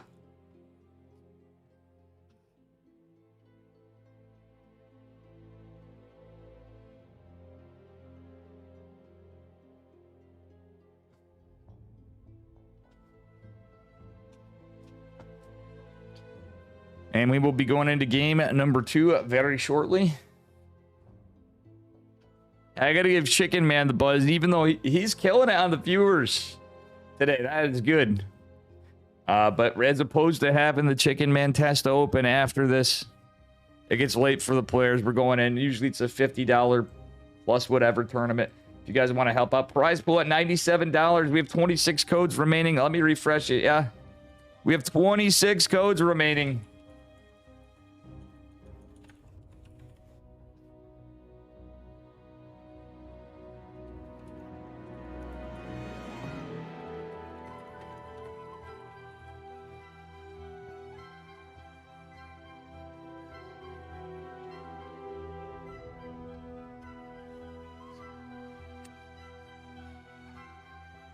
And we are on to game number 2. American Math, 6 base Zerg, only 5. What are you on about, Night Garden? He was continually taking this $3 away on Match Reno. You're right, Smoke, we're doing it. I'm spamming in Chickenman's chat as I wait between as well. But I got faith that chat can do it. Geralt versus Shino, game number 2. Can Shino do it? Geralt is the favored player, but Shino is a bit of a monster. Anyway, spawning in the bottom right-hand corner. Into blue, give it up for our Polish Protoss. From Psystorm Gaming, it is Geralt. And his opponent in the upper left. In the green, he's there. Give it up for Shino. Opening pretty standard. Thus far, we don't see a drone cross the map. Geralt going for an early block, potentially again, and on this map it could be quite deadly. Would like to see a drone go down immediately. Like, this is one where I wouldn't hate cutting corners, though it fucks you up as a Zerg. just to get that hatch out, because he's got to know what's coming. Okay, he is pulling a drone off the line at 250. Oh, this map is so big. Like, this is just tough for our Zerg player. The creep spread is so difficult to get right here that this actually really messes up Shino's game. He should have just went right for it nonetheless again. How you doing, Tommy? Welcome. If you're new here, smash that follow. Duck Cuddler. How you doing? Smoke, thanks for bringing that up. And Pikachu still with us. Night Garden still with us.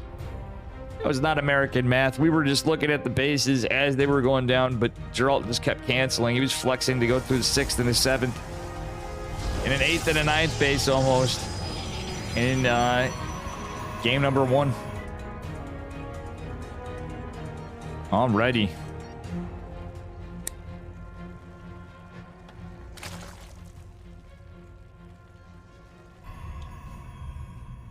Guys, I could have casted World Team League if I got up earlier.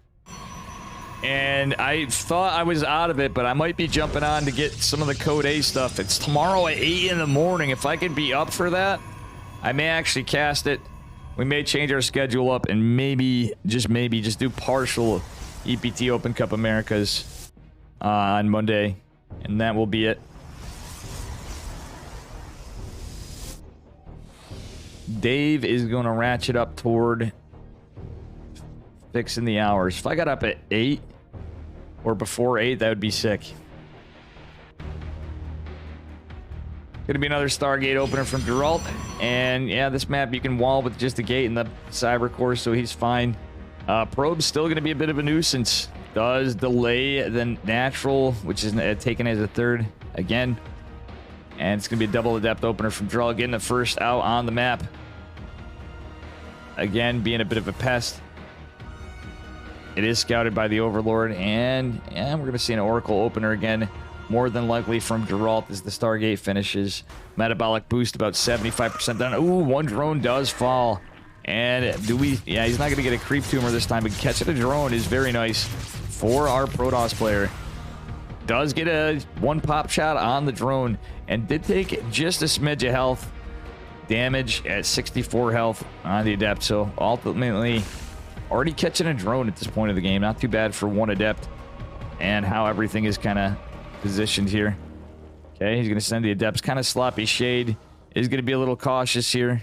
I feel like he could get some damage in the main base if he does this right, but the Lings are going to pop and sit up in a defensive posture. Oracle on its way out. And Warp Gate, 75% from completion. Do the Adepts finish the shade? There's Lings that greet them. They do not. Geralt playing very cautiously, keeping these Adepts alive.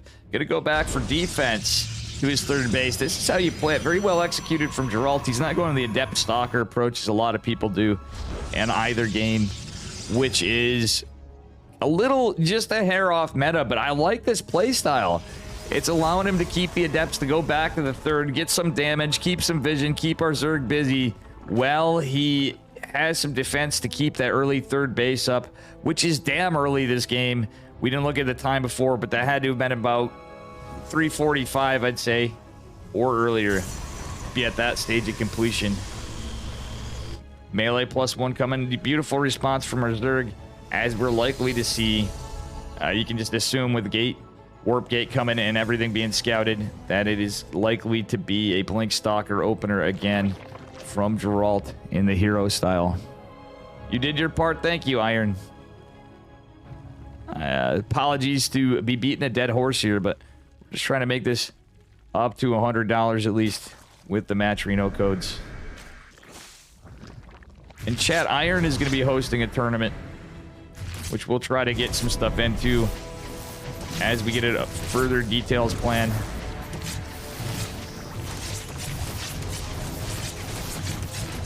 My god, 3 oracles are out, but 2 taking a lot of damage and not really getting a lot done, forcing transfuses from the queens, messing with the inject and creep spread game, but Geralt's not really paying attention.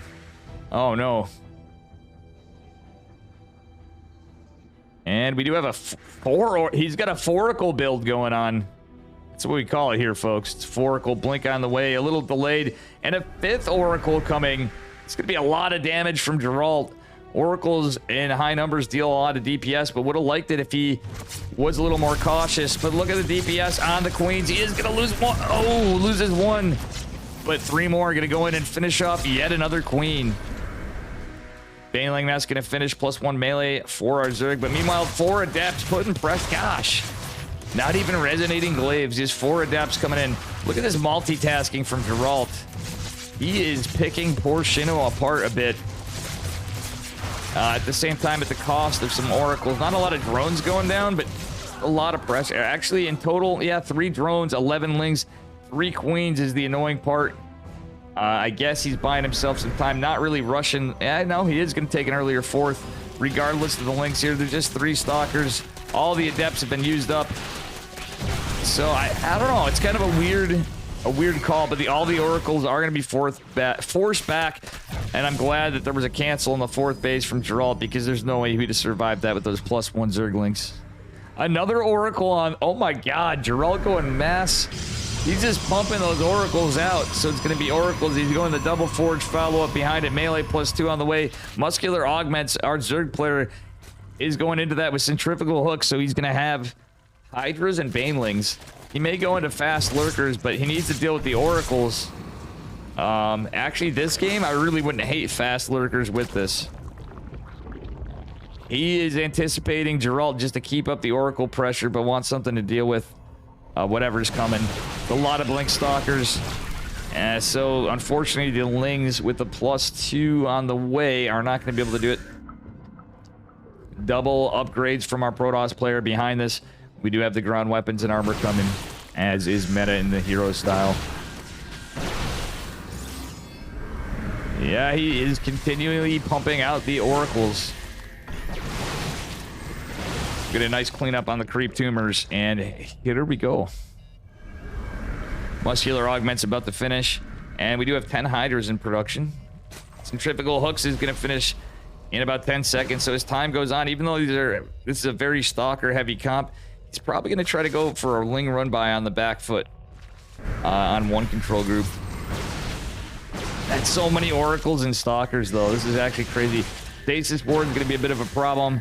So many oracles, you can just get stasis wards everywhere. Ling tries to activate one. Yeah, you have to be really careful. Oh, actually, not a bad catch. That was pretty good for Shino. Oh, that is a little rough, though. A lot. That's like most of the lings being cleaned up right there. Hydras and queens fighting the stalkers and oracles. We went muscular augments, not group spines. Another oracle following, but our Zerg player has to be careful here. He is on 4 bases. Geralt has secured his 4th, but Banelings catching 7 workers on the back foot of this. Oh my dear lord, this game. This is a cool freaking game right here, guys.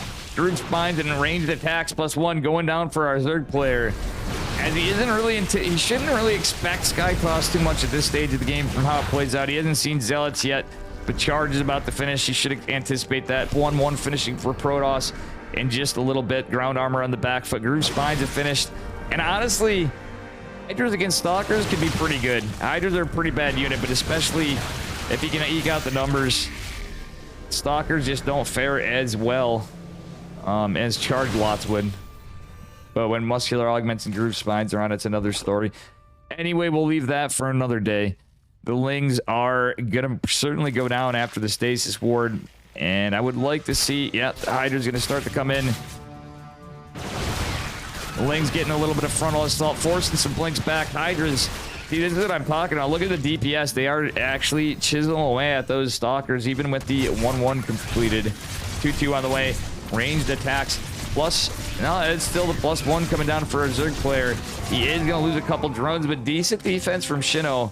Shino can't really break this with a Bane bust. If he did, it'd be a commitment, but that would be 4 gateways falling for a Protoss player. Going into Storm, double Robo Disruptor is going to be Geralt's follow-up play with this.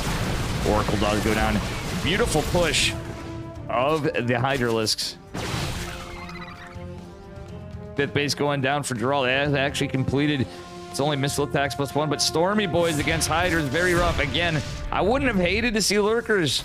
We don't see a hive coming for a few reasons. Actually, against this army, as funny as it is, as the game went, an interesting response because the High Templar would be Ultralists.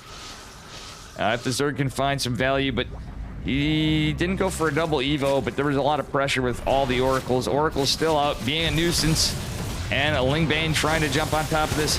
Nice storms. Unfortunately, our Zerg player does eat them. Baneling's pushing into the static, cleaning it up, getting some kills. Some Bane's hidden on the side. The base does it all. He needs to get it. Very cautious play from our Zerg player. Baneling's just going to connect on some Stalkers. Not really doing that much damage. Naturally. All right, we are still just on 4 bases for our Zerg player. Can he eke out a 5th? And gold? Nope, he's going to have a charge blot run by heading in the southwest.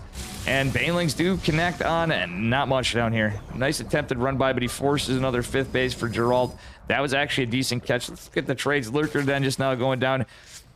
Actually, not horrible for Shino, all things considered, but he is on his back foot. Ground weapons +2 finishing for Geralt. And he does have, yeah, he has 2-2. Range attacks +2 coming for our Zerg player. I really wouldn't hate another Evo in this if he can secure a 5th. And the reason is just to get the melee and ranged attacks at the same time. Considering he's going Lingbane Hydra, which is weird. Sadly, he doesn't have a Roach Warren and is invested into Hydra so much for Ravagers. Oh, he needs to cancel this 5th. It does get it canceled, does lose a drone. However, Lingbane is going to clean up the Zealots on the western flank. We see a positional move out with Lingbane into the wall, which has a cannon and a battery, so he has to respect that. But he could, no, there's rocks there. He could start chiseling away at that, I guess, or try to. But no, he's going to try to run out by. If he did get a, might be able to get a surround on the, no, this is just going to be a Ling run by into a lot of static. Ling's in hold position, going to take some pop shots from the disruptors. And we do have a couple Lurkers. I'm shot, excuse me, guys. Alexandro, what's up? The players matchup, that is true. It is so much of a cooler matchup than it used to be since the patch. This is one matchup that the patch certainly fixed. 26 workers falling for Geralt. He's now behind on workers. Shino is buying himself time. Seismic Spines is being researched, and we do have a high vet means for our Zerg player. He's not going into upgrades because he really can. He's trying to get out some lurkers. Shino is a little behind in supply. That's a scary Protoss army of 101 to 97, 98. Okay, he has sieged some lurkers. Again, Seismic Spines isn't done. We got some static attempted to go down, but that's a lot of Protoss. Lurkers are going to help. There's an observer. There's no detection for our Zerg player. Wouldn't hate to see an Overseer over here. Consequently, it's all Spines. Just because of an observer. Without the observer, there's not a lot we can do unless we have some oracles come in. Beautiful storms from our Protoss player. Well, just one storm. It's only one High Templar remaining. Ling's getting a decent surround on the Immortal. Because the Immortals are, at the moment, the issue for the Lurkers. But behind us, a Fleet Beacon. Geralt is setting up for the late game. Meanwhile, a nice Ling run by, but battery overcharge is activated for Geralt. Static defense going to clean up the Zealots, but this 5th hatch is going down. He's taking him down to Kirktown. Still, Geralt with, actually, he's starting to lose his army supply advantage. Our Zerg player gaining some footing. Lurkers coming in hot. Geralt's still pumping out Immortals. He didn't go into Disruptors this game, funnily enough. Did get Storm, and I guess it was just a little tough to. Shino with that catch on the 5th base earlier actually was kind of nice. It's crazy as it is to sound. As crazy as it sounds, containing the Zerg on fewer bases is the play. Lurker's doing pretty good damage. Baneling's coming in to try to get some collateral damage on the Zealots. Nice micro from both players. More so on the Zerg side. 2 Immortals gonna pop. And with the rev on the Lurkers, this is gonna be a problem. Stalker surround. That's a full surround on our Zerg player. He did catch some good units, but ultimately the trades are rough. Shino is on his back foot. He needs to eke out an army. Only has 3 lurkers in defense. He's trying to pump out Hydras. Got out some lurkers, but his economy is kind of in a rough spot. Does get some good hits on the Stalkers, which are pretty battered for the most part, but this observer is going to make this a little rough. We do have adaptive talents. Did we have adaptive talents? No, he does not have adaptive talents. It's just Seismic Spines, so these lurkers aren't going to burrow so much. Okay. I wouldn't hate our Zerg trying to go for the gold base, as rough as it is. That is so far away to get creep spread to it and defend it. But Shino is almost going to lose these drones. Nope, he's going to pull back. Just because of how aggressive Geralt's been there, but he was doing pretty good on run-bys on the southwest flank. That said, look at this is why he's not been doing it. Lots of Zealot warp-ins and run-bys over here. Huge, massive... Oh, we're stuck on upgrade. Sorry about that.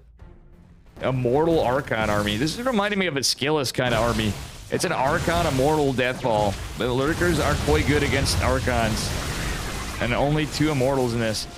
Means it's going to be tough to push the issue here. He is going to be able to push from the right flank. A little bit of missed micro from our Zerg player. Zealots running by into the natural, it looks like. Right in there, nothing to defend. Banelings, oh, more Lurkers being morphed. This is going to be a tough call and decisions as there's nothing to defend. Truthfully, nothing to defend of our Zerg player in the main base. He's going right in. He can go for the tech. He's going for a already depleted... Oh, yeah, he's focusing on the main engage because he doesn't want to lose this to the Lurkers. But our Zerg player really needs to defend this. An Evo Chamber going down. Pathogen Glands will finish. That's a hive. And it looks like it's sure as hell going to go down because our Zerg player needs to defend his economy. But losing a hive is damn rough. Ultimately, the Zealots are actually going to win the fight. Spawning pool being targeted. Lurker den being targeted. Viper, we are going to finally see a Lurker split a little late. He doesn't want to lose this Lurker den and the infestation pit. A couple creep tumors are going to help us, but he's going to lose the Lurker den and the infestation pit. The Lurkers not doing anything because there's a Zealot run by over here. He's just getting split apart. There's defense here. Lurkers a little late. All the tech in the main going down for Zerg. He's got a Hydra den and a Baneling nest, but no spawning pool. None in production. He's just pumping out Hydralisks because that's all he can do. But again, no ability to make Lurkers. All right, that being said, we do have a huge push from Protoss. He's going into, well, now we're starting to see that triple Stargate come down to seal the deal, the nail in the coffin. He's just got more versus less. There's so many Lurkers out. This is actually really rough. Sadly, he's going to have to rely on Hydralisks for air defense. But realistically, he's in a lot of trouble every which way you think about it. GG is called. Good luck, he says to his teammate as Geralt advances in a 2-0 in the series. Very good stuff. And let's take a look at the bracket. So Geralt is ongoing to fight Milky Cow. Rattata 2-0'd. Or 2-1 Cuckoo. So Cuckoo did take a game off Rattata. Very well done by Cuckoo in the round of 8. As we are in Nicaract and Trifax going on. Another great matchup.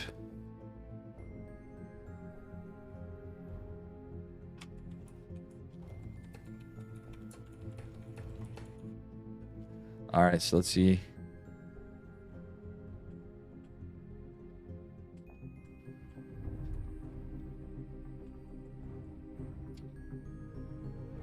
Bear with me as we get our next series together. It is going to be... let me just check on Chickenman's side. Geralt. Yeah, he's just starting out with Cristiano Rattata in the first side of the semifinals. Cristiano Rattata there. We are going on to Geralt and Milky Cow.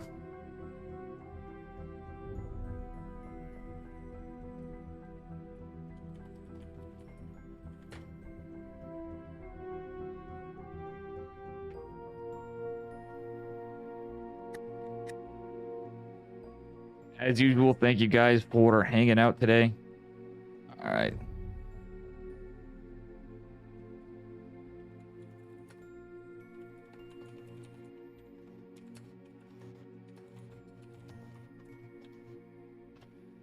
All right, and I will be right back.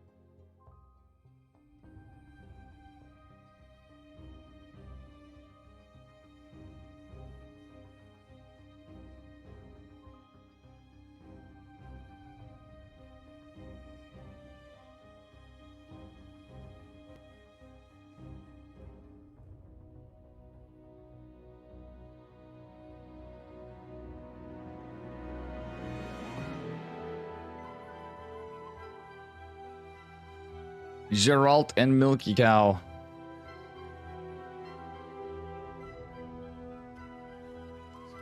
Coming on up. Right here.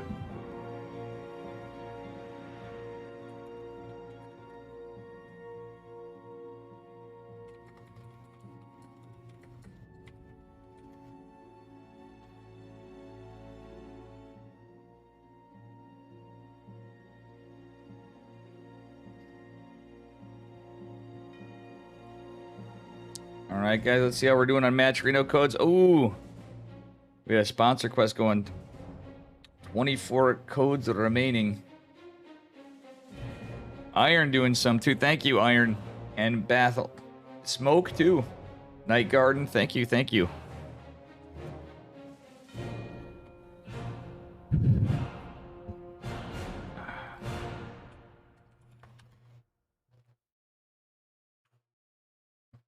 And going on to game number 1 of this series in the round of 8. Not quite on to the semifinals yet on this side. Nicarac and Trifax going on the bottom bracket. Chickenman covering the first semifinals. And yeah, we'll see how this goes. Going back to another, as we started. PVT spawning in the upper right-hand corner of Stargazers. Give it up for Psystorm Gaming's Geralt. And his opponent in the upper left. He's certainly fine for a bovine. Give it up for a CSO Esports. Milky Cow in the red. Mr. Terran Man. All right, we don't see any proxy or access yet. Both monster players. Milky Cow is a really good Terran player too.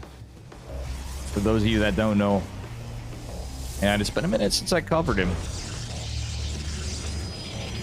Funnily enough, Barracks going down for Milky.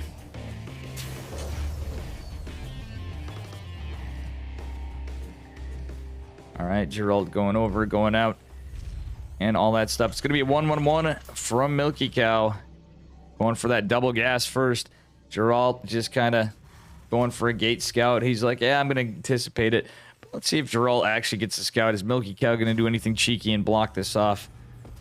The problem of gate scouts sometimes. But Gerald's probably going to open the same as he usually does. He'll do Stargate openers, but I'd like to see blink out of Gerald. He will do some blink openers sometimes. The EU meta is usually Stargate. Let's be real now, guys. But yeah, Gerald's going to scout this. I mean, if you go Phoenix Colossus or Phoenix Charge, okay. Depending on what you got coming out of this, but I don't know. I think I'd like to see a blink opener out of Geralt this game. He's going to scout all this. Going to be annoying on the mineral line. And Reaper is going to come out. Yeah, I think Gerald's getting a little too greedy here. He's actually doing a little bit of nuisance on a couple mineral patches there. Why aren't I seeing messages from everyone else? Has everyone blocked me? I see you. What are you talking about, Jade Angstong? I was just making sure I wasn't muted here, because I'd be like, oh, shit. Stalker on the way. It was a bit of a supply block, which is unlucky for Geralt. As the Reaper comes out, Stalkers take a little longer than Adept, just marginally, but should have it out in time. Long distance mining might be, but no, he's going to pull the probe back in anticipation. The Nexus going to finish. There is no bunker. Stalker's out. It's going to be Stalker Sentry opener. I was just talking to Yeti about this, how we don't see this very often. And you know what? I really like this out of our Protoss player. Something I was thinking about doing lately. Interestingly enough, we're going to have the proxy starport, so we might see a Liberator, actually. Nope, it's going to be a Hellion drop. That actually makes sense, too. So he's going to go Hellions in the front, Middle Might drop in the back, or a Liberator. I think this is going to be a Liberator, though. Reaper is finally cleaned up. But you know what's funny is this hallucinated Phoenix could catch it. Stalker's going to go take the Zenlaga Watchtower, but the Hellions are going to go for a run by here. There's a shield battery in the natural hover. Sentry is going to be out. Stalker going to follow up. Sentry trying to buy time, and Geralt's not on the Zenlaga Watch. He's just off of it. Wait, is he? Okay, nice pylon scouting. A drop or whatever you may have. Battery overcharge not activated, but wall started here. Another gateway. Okay, interesting opener from Draw. He is going into Twilight, just a little delayed because of the Sentry. He's going to pull back all his Stalkers, and he should have enough energy. Yeah, he's got enough for Hallucination just now. Wall going to be completed, but he's going for a 2-gate blink opener. Terran, of course, taking a back base as you do as you mine out the minerals. Starport not doing much or not. Okay, there it is. The Hellions are coming in the back. They're all out of position for the Hellion drop. But guess what? There's a battery. It doesn't matter. Does wall this off. Oh, that force field's clutch. He does pull everything up together. The probes are a little clumped together. We don't have a battery overcharge, which would have saved a good portion of the probes, I think, with all the units there. Only one Hellion surviving, and we are going to see a Marine tank follow up with a second rack started. Okay, it's probably, is this going to be a Banshee? This could be a Banshee foul, probably a Raven, but with these kind of builds, this could be kind of a nuisance. It is going to be a Raven. Pretty standard Marine tank Raven push. Hellion is ultimately going to go down eventually. Up is just safe. Nope, that is one dead Hellion. Blink on the way. 50% done. Geralt with his third base. Just now started a little later. He is not going to take the back base because he knows he has pressure of drops. All right, we get a little bit of SimCity going down for a counter blink attack. Geralt going into Ropo Bay. And how is Chad doing? Good chat. Siege tank, even defense C. Good blink map, but if a Terran knows how to respond, and this is how you do, you get the tank in the back, a little SimCity. You can get a bunker back there. Lots of responses, but I love the siege tank. All right, we're not going for a push just yet from our Terran player.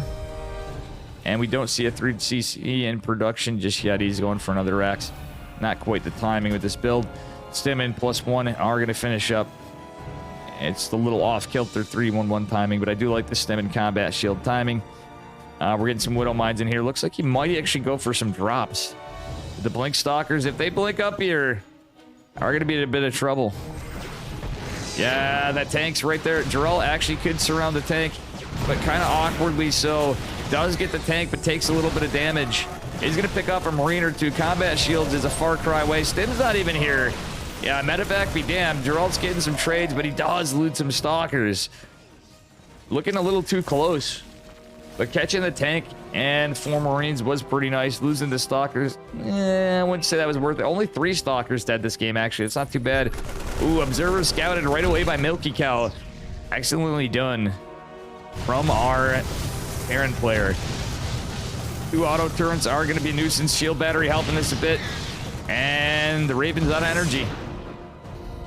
Does Geralt do anything in counter defense? No. He's going for charge. Has his first Colossi coming out. We don't have extended thermal lance quite yet, though, because, well, it's delayed third base. And this is a pretty expensive set of units he's done for the get. Or from the get from Geralt. Ooh, Stim's done. This is scouted. He's going to blink into a bunch of Widow Mines. And he's going to have to try. Yeah. Talk about being between a rock and a hard place. Goddamn. I reckon we got ourselves a 3 medevac Widow Mine Marine Marauder drop. Yep, there's the 3 mines. I was not wrong. We math on cast. That's not a good thing to do sometimes, because usually you hack it up. 3 gateways in completion and +1 ground weapons on the way. +1 infantry armor and combat shields. On the back foot of finishing up here. There's no observer. And there are Widow Mines here. Oh no, the Zealots getting chipped away. Mamma mia, the Marauders in the front are going to be tough to deal with. 2 Colossi out. Again, no extended thermal lance. I wonder if Geralt forgot it at this point, or is he forgetting it? Is going to clean up one of the Widow Mines. We do have some in the back, but a lot of the units getting dropped out. Geralt with a decent cleanup. Trades looking actually in favor of Milky Cow. Geralt trying to take a 4th base behind us, does blink away. There is no armory, so he's going to be able to clean up the Widow Mines, but Milky Cow pushing into the front. Shield battery is going to be helpful, and the Stalkers are here. Wait. Oh, no. His Unlike a Watchtower is taken. Stalkers are counted. But do we get a blink on this? He kills 1 medevac with some units, picks off a couple more, kills the Marauder. There's just some Marines. 1 medevac of Marines, and Geralt's going to blink this away. Excellent micro from Geralt. counter push going into cancel a fourth base. Milky Cow knows it. Medevac's going to lead the charge. The army's out of position, and that Nexus is going to probably have to be canceled. If he gets in position, Gerald's trying to run desperately here, but there's another run by. Stalker's going to defend the main.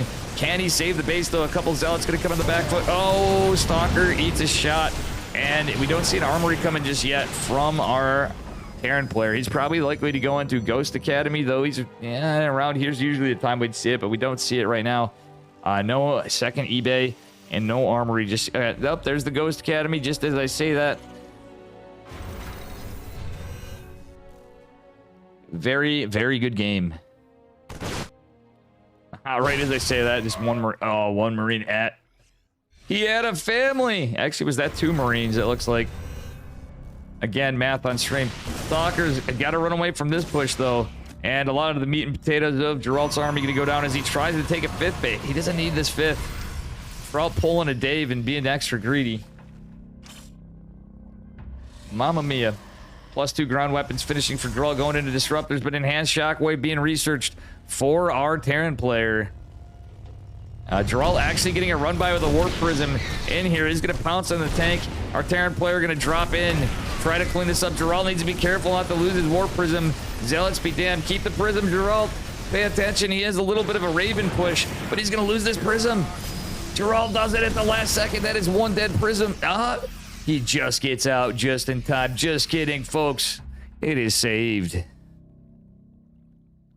This chat is fine, Night Garden. Big true. Biggest euphemus. And you know what I say, guys? You know what I say? I say this. I bet we're gonna see it. If this game can go on. Do not underestimate the power of the Dark Shrine. Warp Prism is still out. A bigger push is coming out from Milky Cow. It will, however, be scouted by Geralt. And he's in position to potentially catch a bit of this. Actually, yeah. He's going to get 1 medevac. Oh, he gets 2 medevacs. Nice force fields. And a disruptor is going to attempt to get this. Gets the Widow Line. Almost catches the ghosts. That'd be huge if he got those 2 ghosts, or even 1 with the Widow Mine. That's a pretty decent catch. Scan is going to reveal that there's a drop in. Decent little warp in here. Should clean this up if he's mindful of the Widow Mines. Actually, some of the units are split up in the push, so the Stalker should be able to fight this off as it chisels away bit by bit. Geralt. Okay, no, he's just got a scouting Zealot. Nice Widow Mine position from our Terran player, however. Milky Cow finally going for a 4th base. And is going into 2-2. So he got his armory. Geralt, in the meantime, got a 2nd forge, so he's going into +3 ground weapons with his first +1 ground armor. Static defense going to help for a moment, but the Ghost does land it. Not until Dave is just tongue-tied today. A little tired.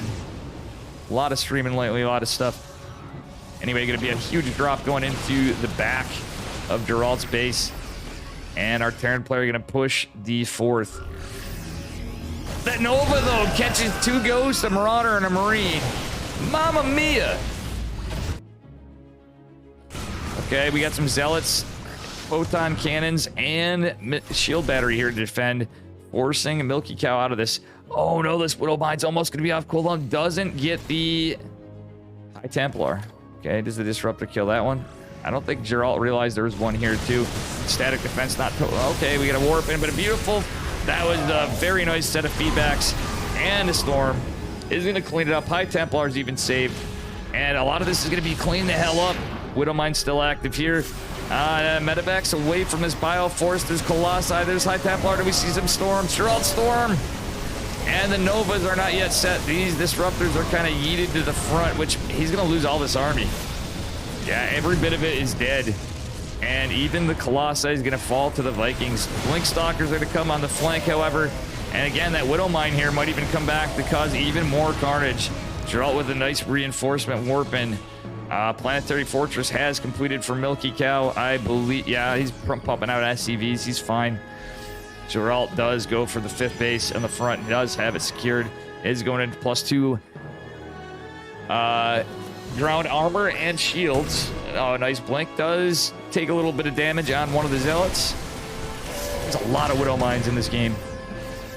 Okay, double the disruptor production with the fleet beacon coming. We do have ship, weapons, cloak, and infantry armor +2 finishing up. So we do have 2-2 for our Terran player. So we're going to start to see that potential Tempest transition. 5th base going down for Milky Cow. And there is no Dark Shrine from Geralt just yet. Fleet beacon going down for Advanced Ballistics Liberators from our Terran player. Does he have 2 starports? Let's take a look as this engagement goes on. He does have 2 starports, so we're going to start seeing that Liberator production. Disruptor only catches, but a Widow Mine does save it for the moment. It is on cooldown. That Purification Nova can't get out just yet. He just launched it. It is 60% done, but it looks like it's going to be Dunsville right now. Planetary Fortress was able to complete beautiful EMPs from at Milky Cow. So it's 5 bases to 5 bases. Geralt could start mining this out and taking a back base to be ahead of base. He knows that's a 5th. Actually, yeah, I'm pretty sure he got vision on this. He has no idea this is... Okay, finally, Geralt's going to take care of the Widow Mine before it activates. These Widow Mines have been damn annoying. No snipes on... Okay, now we have some snipes. Friendly fire from the Widow Mines, but a beautiful catch to the first Nova. There's so many disruptors out here. We're going into carriers. Tempest be dams. You know, I don't really like carriers too much, but at this point of the game, with the disruptor count, with the High Templar, you know, in a Marauder-heavy army, they can actually start doing pretty well. All right, +2 ground armor going to complete here for our Protoss player. Advanced Ballistics being researched. Nice catch on the disruptors. He's going to get a good amount of SCVs. 12 fall. Geralt at 90 workers. He has minus out. It's securing him 6 base. Does take out the Planetary Fortress. God damn. All right, next is going down for the 6 of our Protoss player. You have an Archon Morph going on in. And decent catches on the Novus, but I'm pretty sure our Terran player does not expect the carriers coming. Carriers have arrived. A couple do make their way across the map, but you got to be careful with these suckers. Expensive units, and interceptors cost a lot of money too. Okay, Nova going to catch a Widow Line in the front. Missile turret likely to fall. I don't know about these Novas. Kind of zoning back. Carriers going for an assault in the back behind this. Widow Mine is here on cooldown with a vengeance. These disruptors look as good as dead, and that is a very EMP'd Stalker army. The carrier's doing God's work over here, though. Well, I mean, kind of. They're catching some workers. They're catching some gas. Catching some supply depots, potentially. Yeah, he's getting some work done, but the mine, rather, is activated. Marines coming out. And the Widow Mine, oof, that's going to be a bit of a problem. Carriers are in a lot of trouble. Again, expensive units. A lot of production for Geralt, going for a 3rd robotics facility, but army supply-wise, Milky Cow at the lead. But Geralt does have a disruptor, is going to zone this back. 2 carriers with the army. High Templar out, but that's a lot of ghost. Decent ghost count from Milky Cow. We're going to start seeing those Liberators with more ship weapons drop into the 6th. Beautiful drone pull, or probe pull from Geralt. Honestly, he could use to lose a few probes, in my opinion. It's a long distance mining the gold, but he's going to lose the probe, funnily enough. Recall is forced. Carrier is going to clean up the... 2 carriers going to clean this up. And it's a disruptor. We get no disruptor shots from this. It's just pure Blink Stalker fighting this. That Terran army absolutely pulverizing. We're running out of energy on the shield batteries. Actually, he catches the back ones. Disruptors do not land. They're going to get cleaned up. Oh, very unfortunately. That was so damn close. Carriers going to actually help win the fight a bit, I think, as the Marauders get chiseled up. Actually, he's targeting the Ghost now, but the Ghosts are saved for now. Medevac picks them up and saves them. 1 Medevac does fall. Only 2 carriers against us. A lot of Marines here. Beautiful transition from Milky Cow. Okay, another carrier is coming in, but these 2 are out of interceptors. Zealots and Stalkers come in. 2 disruptors on the back flank. These Liberators possibly going to be helpful, but it's just 1 at the moment, and it can't really siege. Nice split against the Widow Mine from Geralt. I don't like this much of an investment of carriers, but it could ultimately win Our Terran player is on top of it, and he's getting a lot of Liberators. Does have ship weapons +2. So that said, a lot is possible here. No mining going on. Okay, he's just fixing some saturation to the gold base. Geralt is in a pretty good spot, but still, it's not over yet. Milky Cow going to try to secure the 6th of his own. Actually, yeah, he's got a few extra CCs out. And that is no longer planetary. Didn't even float the main. He's just going for another orbital command center. I wouldn't hate a mothership in this game, truthfully. So chat can go -400 and 400.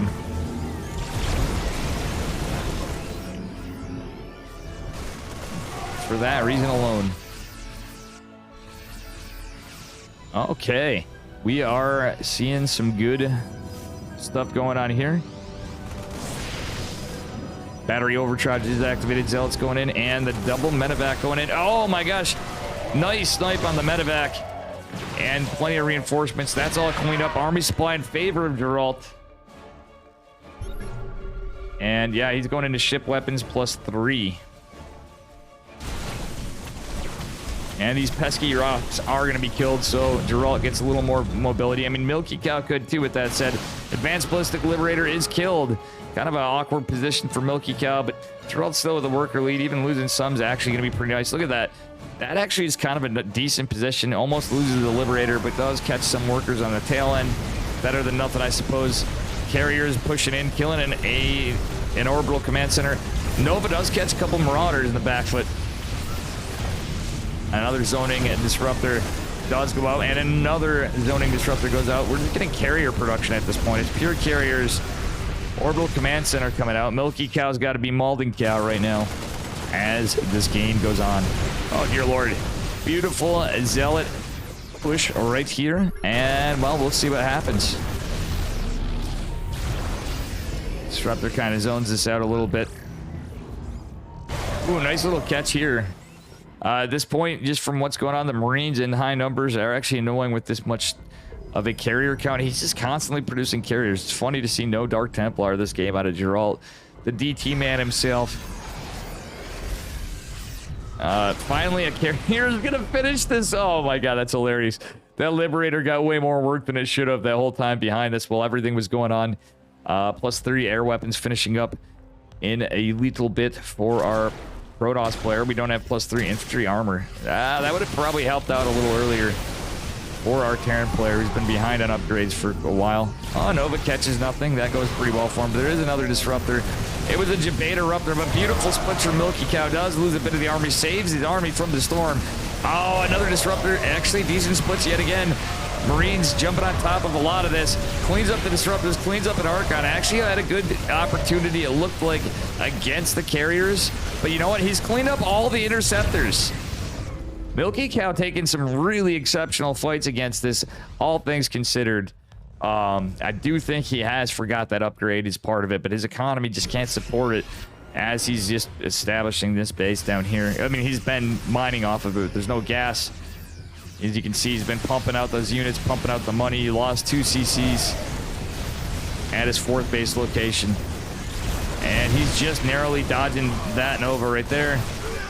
Again, he has done a lot of work on these carriers. They've lost a ton of interceptors. Has to be mindful of the disruptors. However, oh, does get a snipe on the High Templar. Nice catch from Milky Cow.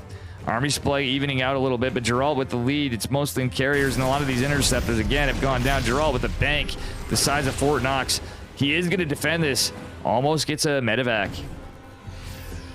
Okay, now Geralt's kind of fighting. But yeah, he's got the high ground, but he's kind of in his potential for getting surrounded. A bit of a pincer attack, but he's not. Nova does hit the sensor tower and a missile turret. One Marauder falling. And that is high-sec auto-tracking, I think. No, he doesn't have high-sec. Damn, that looked like it was ranged missile turrets, but it's not high-sec auto-tracking upgrades. There's one carrier doing some work up here, funneling up the same Widow Mine still there to save the day. Let's see how many kills it's gotten.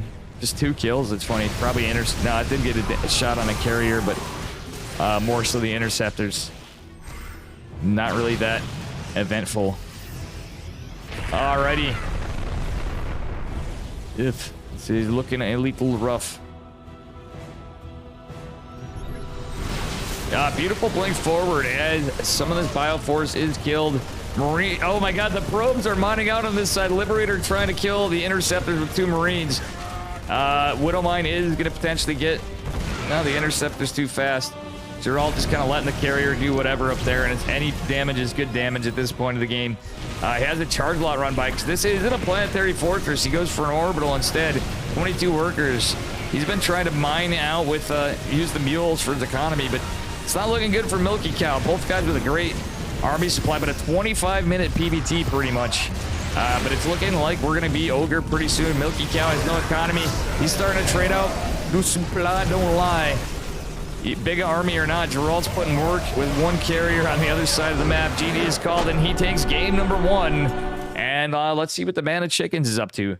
What a long, very excellent PvT. I want to see if Chickenman's back. Oh man, Chickenman.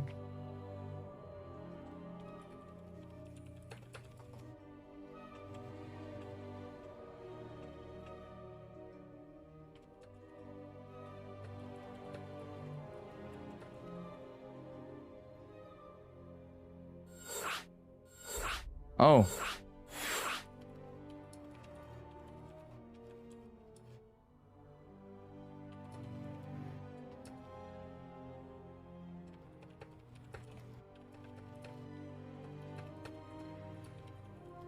All right, so Chickenman and I are going to get together here.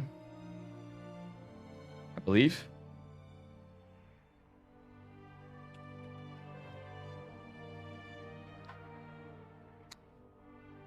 What an action-packed game.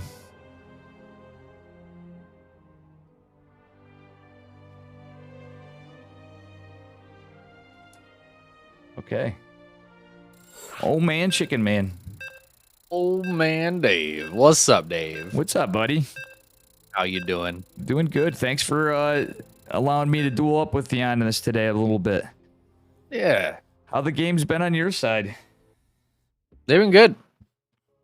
They've been really good today. Yeah, so Geralt, how about you? They're very good. This last one was a banger. 25-minute PvT, and Geralt is up a point. Nice. Yeah, I saw it. Seemed like kind of a wild one. Oh yeah. And do you want to do the honors, or I'm sorry? Sure.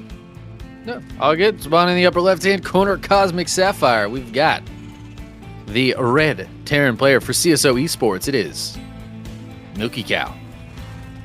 And his opponent in the bottom right, representing Psystorm Gaming in the blue, is Geralt. And yeah, they really put on a show last game. But as you know, Milky Cow and Geralt, 2 phenomenal players. Oh yeah. Geralt's a big favorite, I'd say, to take this tournament, especially now that Christianer's out of there. Ooh, Christianer got it eliminated. That's yeah, Ratatat took him down. Wow. So who are we looking at for the winner? Oh yeah, so Ratatat is in the finals. He's in the finals, waiting on the bottom side of the bracket, which seems to be a little bit further behind, but that's good. That's good. We got Nicaract and Trifax playing as well right now. Oh, excellent. So the winner of that faces the winner of this.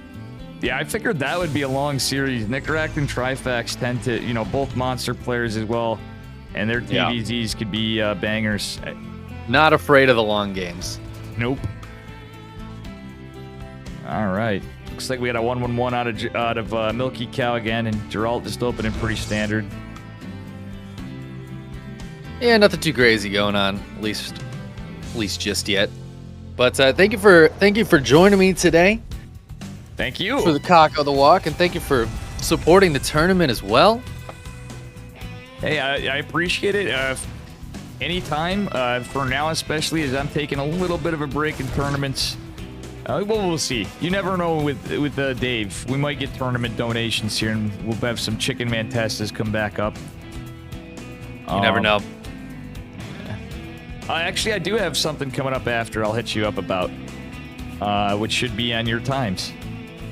Nice. Yeah, let me know. Let me know. I don't do enough these days. Never enough. Hey, you're busy. Hey, as long as you're happy, that's what's important. We got ourselves. When you are here, you get some good StarCraft. So, we're always happy to see Chickenman back in action. It's always good to be back. I do love casting StarCraft. Oh, heck yeah. You're also the #1 ranked player in the world with an N64 controller. I might add to That's chat. true. That's true. Nobody else can reach the MMR I've reached with an N64 controller. That is damn true. I will say, though, I've yet to do it, but I'm ready to try. I know I'm not going to get your MMR, but I am going to try the effort of playing with the SNES controller. That's going to be horrible. God, it's... there's so little you could do. Yep. Oh my god, the citizen's arrest on that Hellion. Yeah, exactly. So it looks like we're going to have Phoenix something this game to change it up. I like this, Chickenman. Yeah, Phoenix up against Terran is always a fun one. I really like it. I think it's so good. It can be so strong against Widowmine drops, which is what we're seeing here from Milky Cow. He did spot that first Phoenix, so a little surprised that he's still going to send this across the map. Oh, absolutely. And he is going for that cheeky armory, which is, you know, finishes pretty quicker a little later, but I think that was in response to the Phoenixes. Oh, but the Widowmines Oh catching Geralt. And he gets both of the Phoenixes. Oh, that is beautiful. Man, that is very unfortunate for Geralt. He's going to have no detection and only one Phoenix, maybe two. Very unlucky. Yeah, I mean, nice bait there for Milky Cow. Dropping at the watchtower, but a bit unfortunate for Geralt. There are still two Phoenixes, but oh, they're not quite in position. These Widowmines are going to burrow, and there's an armory done. Yeesh. Only 2 probes going down, but no detection just yet. He's going to drop the forge, but that's going to be a long time before there's any cannons up. Oh my What are these Marines doing? What is happening right now? Yeah, this game is a little crazy. I think where Geralt's more in trouble, he needs to pay attention to these. Oh, look at this. He's so good. You know Geralt. He's so damn good. He's got his timing down. It's just so hard to do that. But more Widowmines coming in. I love this from Milky Cow now. I was like, why is he still building mines? There's Phoenixes. But I love it. Yeah. Just eating shots all over the place. I think this was a little bit of a build order counter because Geralt, as you could probably tell too, he's just getting the forge trying to eke out a cannon because, well, he was going for Phoenix charge and he just committed to it. His timing is a little off this time. Oh no! And 6 more probes going down. A Phoenix goes down, and it's just a massacre. 13 more dead probes. They're all down to 31 workers. He's finally going to clean up almost all of these. There's still one in the natural. Yeah, and on top of it, another medevac with 4 Widowmines coming. Oh, the humanity. Man. He almost lost that Oracle to a Widowmine, and look at this. He's going to be depowered right here, and they're sitting... Oh, no, he's going to get a rev tag, and no energy. He's not going to... Okay. That was close. That was close. But right as you say that, in comes the next 3 Widowmines. 2 in the natural. Geralt pulls, but it's just too late. And he eats 8 more probes worth of damage. Oh, very unlucky. What a nasty start to the game from Milky Cow, but I think now it's going to... Brutal. Yeah, it's going to start shifting. Yeah, there's a Widowmine in the 3rd base now as well. The 2 in the natural are going to get lifted and taken care of, it looks like, but it's so much damage. Geralt is not in a good place right now. Chickenman, it's not often that we get to cast Legacy Windows games. I feel like we're casting Minesweeper now as another Widowmine drop, and more Widowmines are in continuous production. Oh, man. Minesweeper. Oh, man. I love it. I want to make like a Minesweeper joke, but it's been like 2 decades since I played that game. Exactly. Oh, man, it's been a long time. There's a charge follow-up here for Geralt, so he's going to try to push across the map with some charge lots. Notoriously bad units against Widow Mines, but Milky Cow doesn't have a lot else back at home. Yeah, he's getting stim combat shields and 1-1 finishing up. So what he does have is going to start to be a little more powerful. And I will say, as he gets more Marines out, it's going to be tough for these Zealots to get too much done, I think.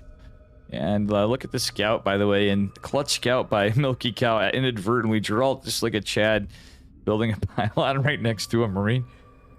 Yeah, I mean, he's just trying to build pylons anywhere he can offensively here. Yeah, and I think that's a debate because he ends up building the gateway on the right side next to Zelnaga. It's just kind of cool. The debate pylon. The debate pylon, indeed. Oh, man. These Zealots coming in here. I don't know if I really like this for Geralt, though. But it looks like he might have enough to push this back. The Widow Mines actually don't connect at all, so that's pretty nice for him. A few more Marines showing up. Nice EMP there from the Ghost that's already out, which is wild. That Milky Cow already has Ghosts out. Yeah, this is a really cool build out of Milky. And he has everything he'd normally have. He timed this perfectly, somehow getting that 1-1 stim combat shields, and he's going to have intense shockwave. He's about to scout this gateway, too, just in time for these Zealots to get the run-by off, though. So Geralt can at least pull some of this army back. Marines trying to get into this bunker. They will not actually be able to get in there. And this third base is in some trouble. But Milky Cow's pushing across the map at the same time, and there is not much here to defend. Widow Mine's going to go off on not much, but the ground army is gone. It's just a few Phoenixes in the air, and this third base is in a lot of trouble, whereas it looks like Milky Cow does get the hold on the other side of the map with his reinforcements. This is looking like a GG as Milky Cow ties the series up. Yeah, that was a very, very dirty build. I love it. It's definitely a bit of a build order counter. I thought for sure it worked out fine. very well for Milky Cow. Yeah, but as you said, I thought for sure it'd be fine for Geralt. He's opening Phoenixes. The fact that if he went Phoenix Colossus, I think that Milky Cow would have been a Omega dead that game just for the faster robo. But man, I think the biggest thing there was killing those first two Phoenixes with the first two Widow Mines. That is a crazy good trade for Milky Cow, yeah. and it what allowed the first mines to get in. And from there, it just kind of snowballed into, I don't even know how many probes died in that game. It had to be at least 30. Oh yeah, for sure. That was. Oh, I have some important things to do real quick here. Okay. So don't mind me as we hop into this game. Just giving it a big ol' yeah! Oh, and we got one more. We got two on the day. It's gonna be another yeah! Oh! Yeah, I think that's the most of the yeehaws I've caught in a minute. We're on match. There aren't too many yeehaws these days, so. Hell yeah, it was great to hear them. It didn't clip out as much. We just got a little bit of the E. That was like the most I've caught of a yeehaw from Discord. That's Thanks, awesome. Discord. Yeah, actually giving us a... Whoa, look at this. We're going to see a proxy racks. Ooh, spicy. This is a good map for it, too, because you got that whole back area, which he's not going to use at all. He's going to put it between the gases. Oh, Geralt is going to scout it immediately. Love it. Absolutely love it. Yeah, I wonder what Geralt's reaction is going to be. Yeah, honestly, he can take like a couple probes. It sounds crazy. I just want him to put down a Nexus. Just put down a Nexus. Yeah. No, that's not a good idea. Yeah, it looks like he's just going to grab a couple of probes. This is still really nice positioning for Milky Cow, but... The RNG. The RNG is too good, man. It's too good. Oh, it's so good. Ooh. Oh, gets to the corner again. You can't hit him there. He's going to finish this Rax. I'll be honest, this is exactly why I was saying... Well, we're going to see that Nexus. 3 probes because you get 3 sides, and I think it's a pain, and it does cost you some time, but realistically, it's not like as much of a reaction like to a cannon rush or something, but you still could potentially stop it. I think it would have been worth it because he would have stopped the barracks from finishing up. And now Milky Cow's got a bunker on the way. The Reaper's about to pop. I mean, this is going to be super annoying for Geralt to deal with. Oh, absolutely. And Reaper's already going to grab one probe kill. Should be able to get at least a second one here. And all of a sudden, that lost mining time for pulling down 3 probes right away looks completely worth it. Yeah, that Reaper. Oof. Milky Cow try hard in here with this Reaper. Oh, this is looking a little rough for her. Look at this Milky Cow even in position with the SCB behind the mineral patch. So it's so annoying to deal with. And there's no shield battery on the low ground, so Geralt is just going to have to wait for another Stalker to get out. Yeah, buy time. But funnily enough, Chickenman, that pylon's in range of the bunker. Bit of a blunder from Geralt. No, dude. That's so sad. Feels That's bad, the saddest thing I've ever seen. And you know I what? mean, I think the bunker went down after the pylon, so it was just a good positioning for Milky Cow. Yeah. Oh, he does almost catch the SCB, but he's got the Hellion coming across, the Reaper Hellion opener. Oh, and he's just going to dive after this Stalker. He gets it. And he's going to save all 3 Reapers and the SCV. I mean, the shield battery is up and running now, but this is still just so frustrating. Well, that being said, he does get the SCB, and I think he's going to get a kill on the bunker. I believe he got the Hellion. Yeah, the Hellion went down. There's a Zealot on the other side of the map that died, but was being annoying and maybe distracting Milky Cow a little bit. Yeah, and that's a whole battery overcharge was what I was going to point out. Actually, Geralt getting that, or saving that rather, I think finished it off, but losing 2 Stalkers, a Zealot, 4 probes, and a pylon is very rough at this early in the game. Yeah, I mean, it is well worth it for Milky Cow. Oh, and those Reapers going to dive back in. Actually, as much as that probe pull sucks to have to do, I think that was a great response from Geralt, as he's going to trap the final Reaper.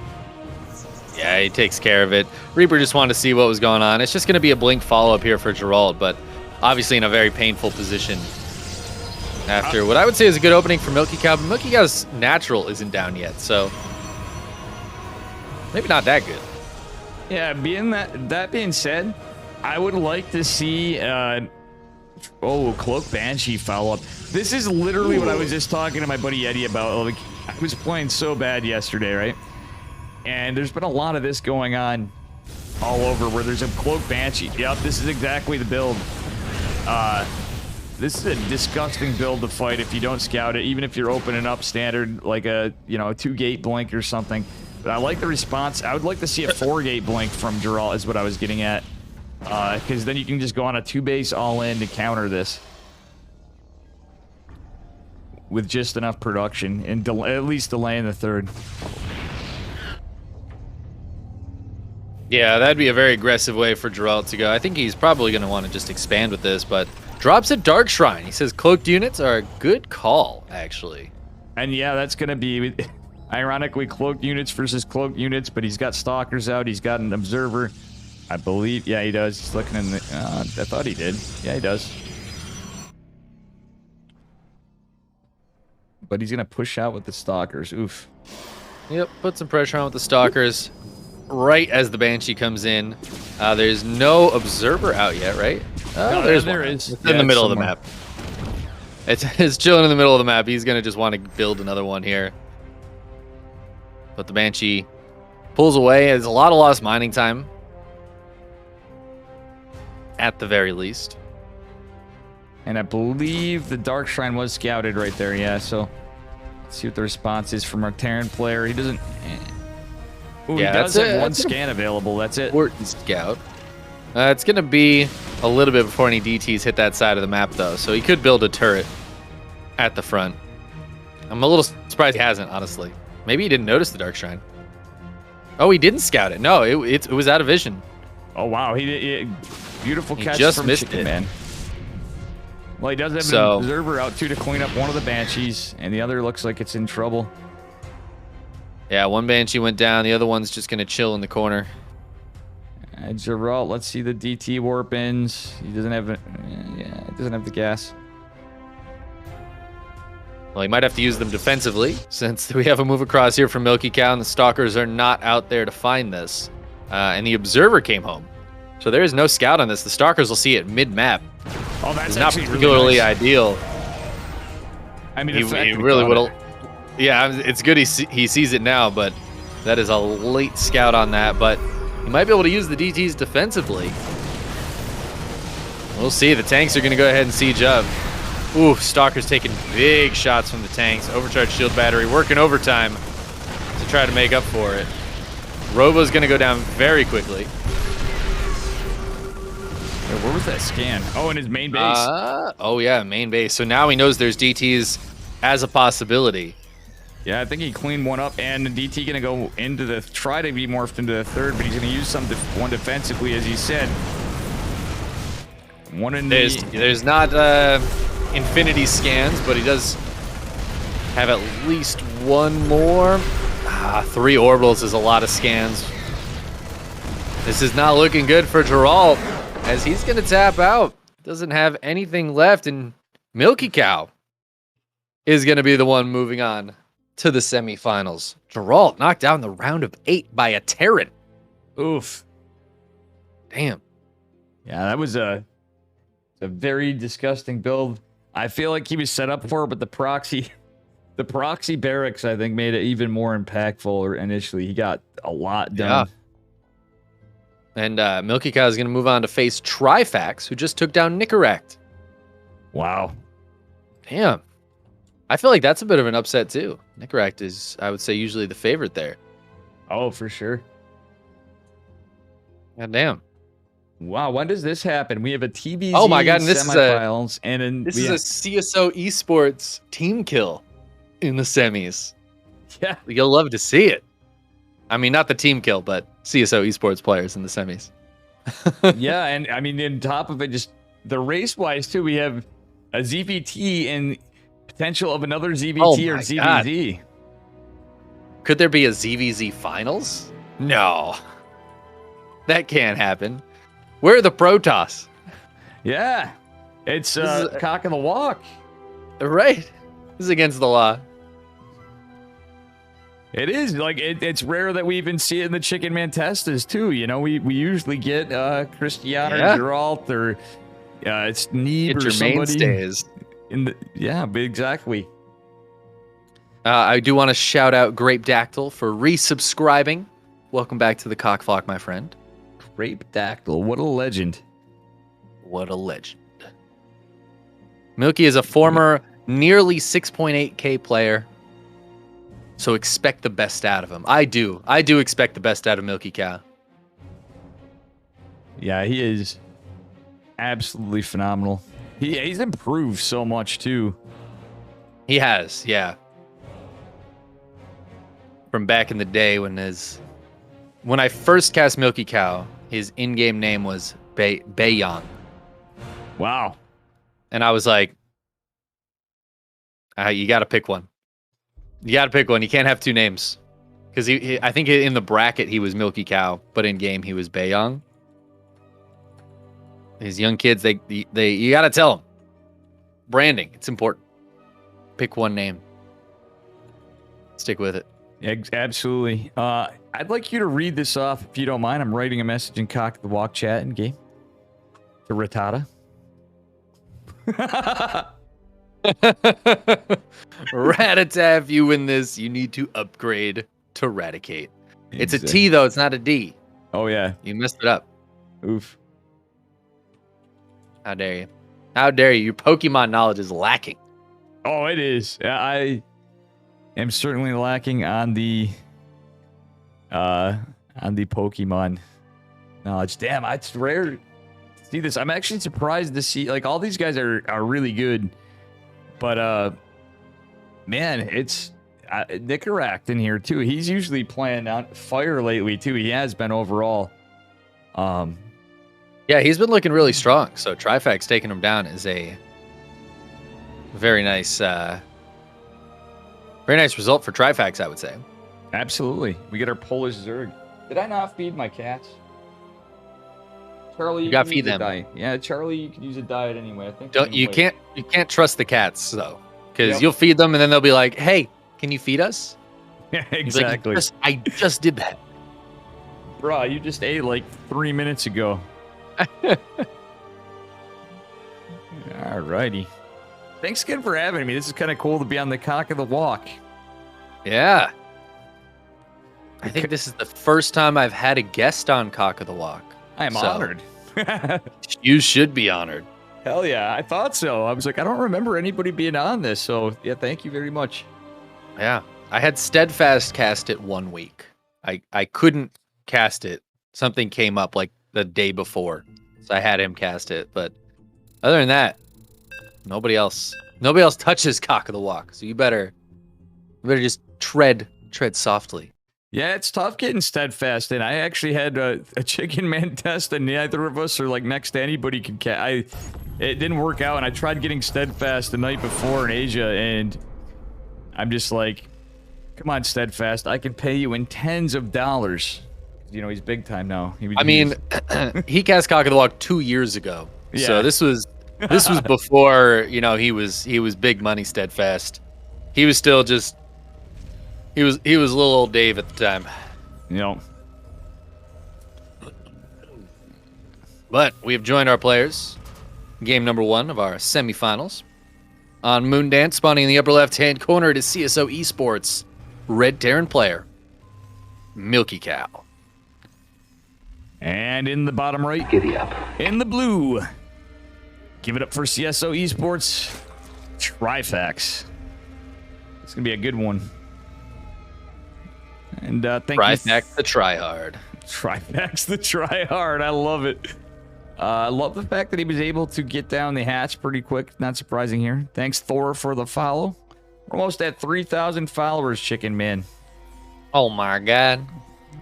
Hit that follow button, ladies and gentlemen.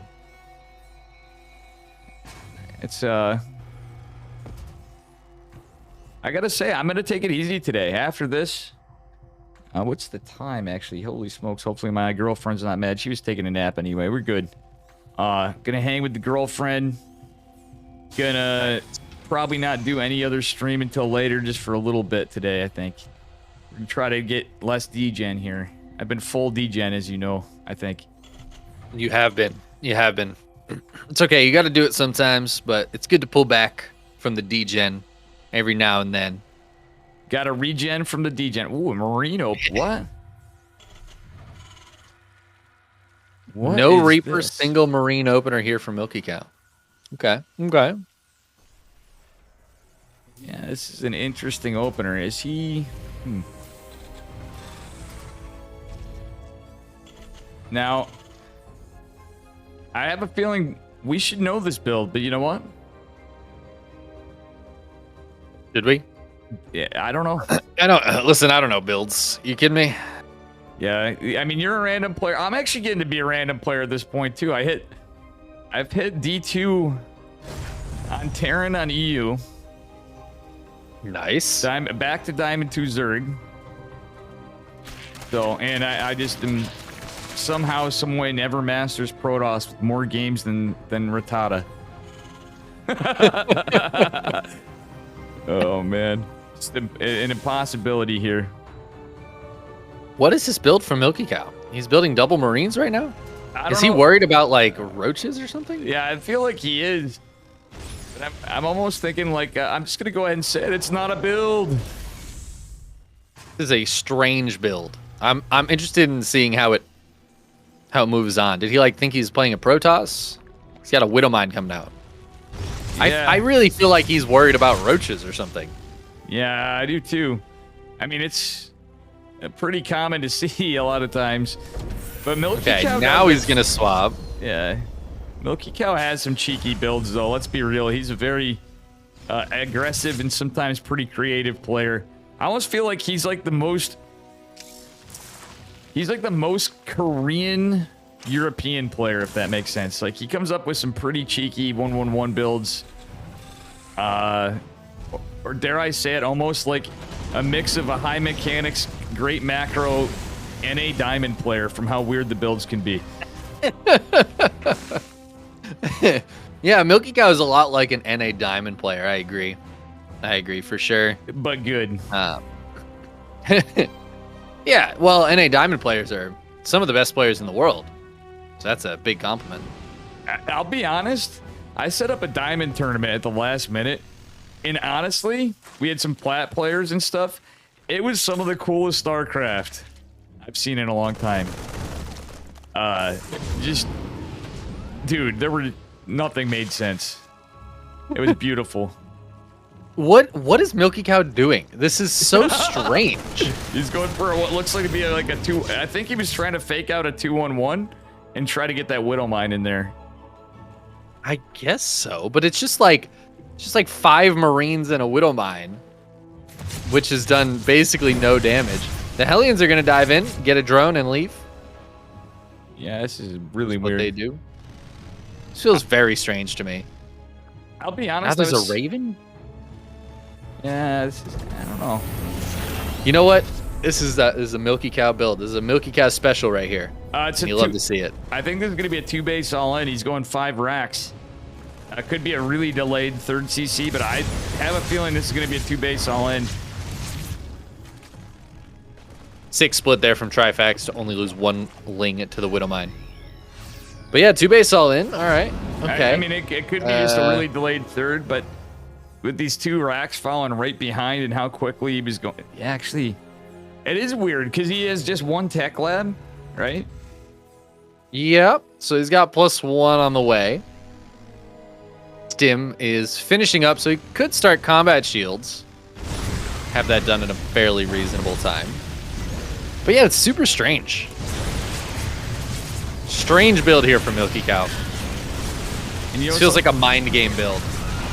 Yeah, he's actually going to catch a lot of vision. I think the Raven, obviously, to clear creep spread. But the auto turrets are keeping the Queens back. This is big brain.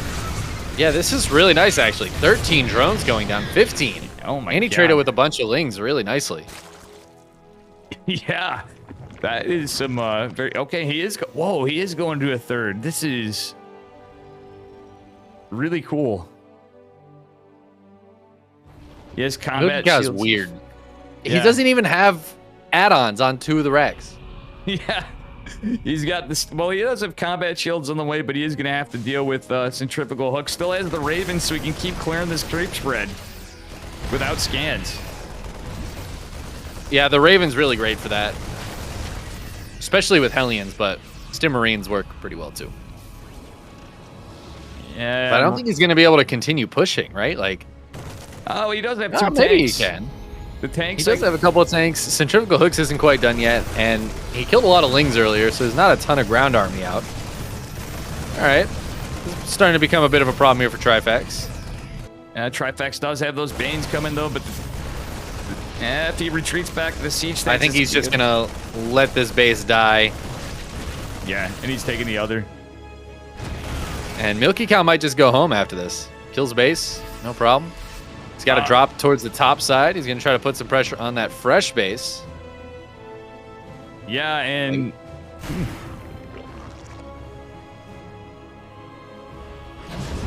Yeah, not a lot up here to defend. It's just 8 Marines, but they're going to be able to kill whatever drones are here.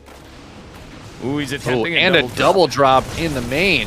There's a few Lings here, but that's not enough to stop this. The Queen's got to come up. Trifax in a lot of trouble right now. Yeah, Trifax losing his additional base, but taking in another one right away. A bold move considering the medevac saves all but 2 Marines. So he lost both of his 4th bases. He's down to just 3, and the 3rd base for Milky Cow is done. It's just that back half base, but... Oh, man. Did he not get the cancel? Yeah, he got a kill. That is brutal.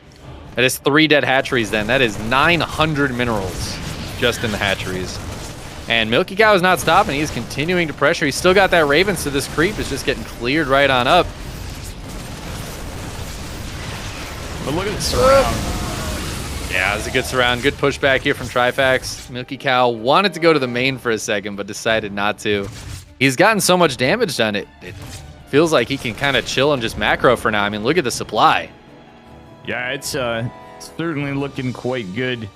And that even has that back third base, which obviously doesn't have a lot of minerals, but for Terran especially, I don't hate it. But it's stuff like this where we've been seeing a lot of they're starting to take that back base as well, just because of... I honestly think he should have done that with that second hatch originally, because he would have been mining back there.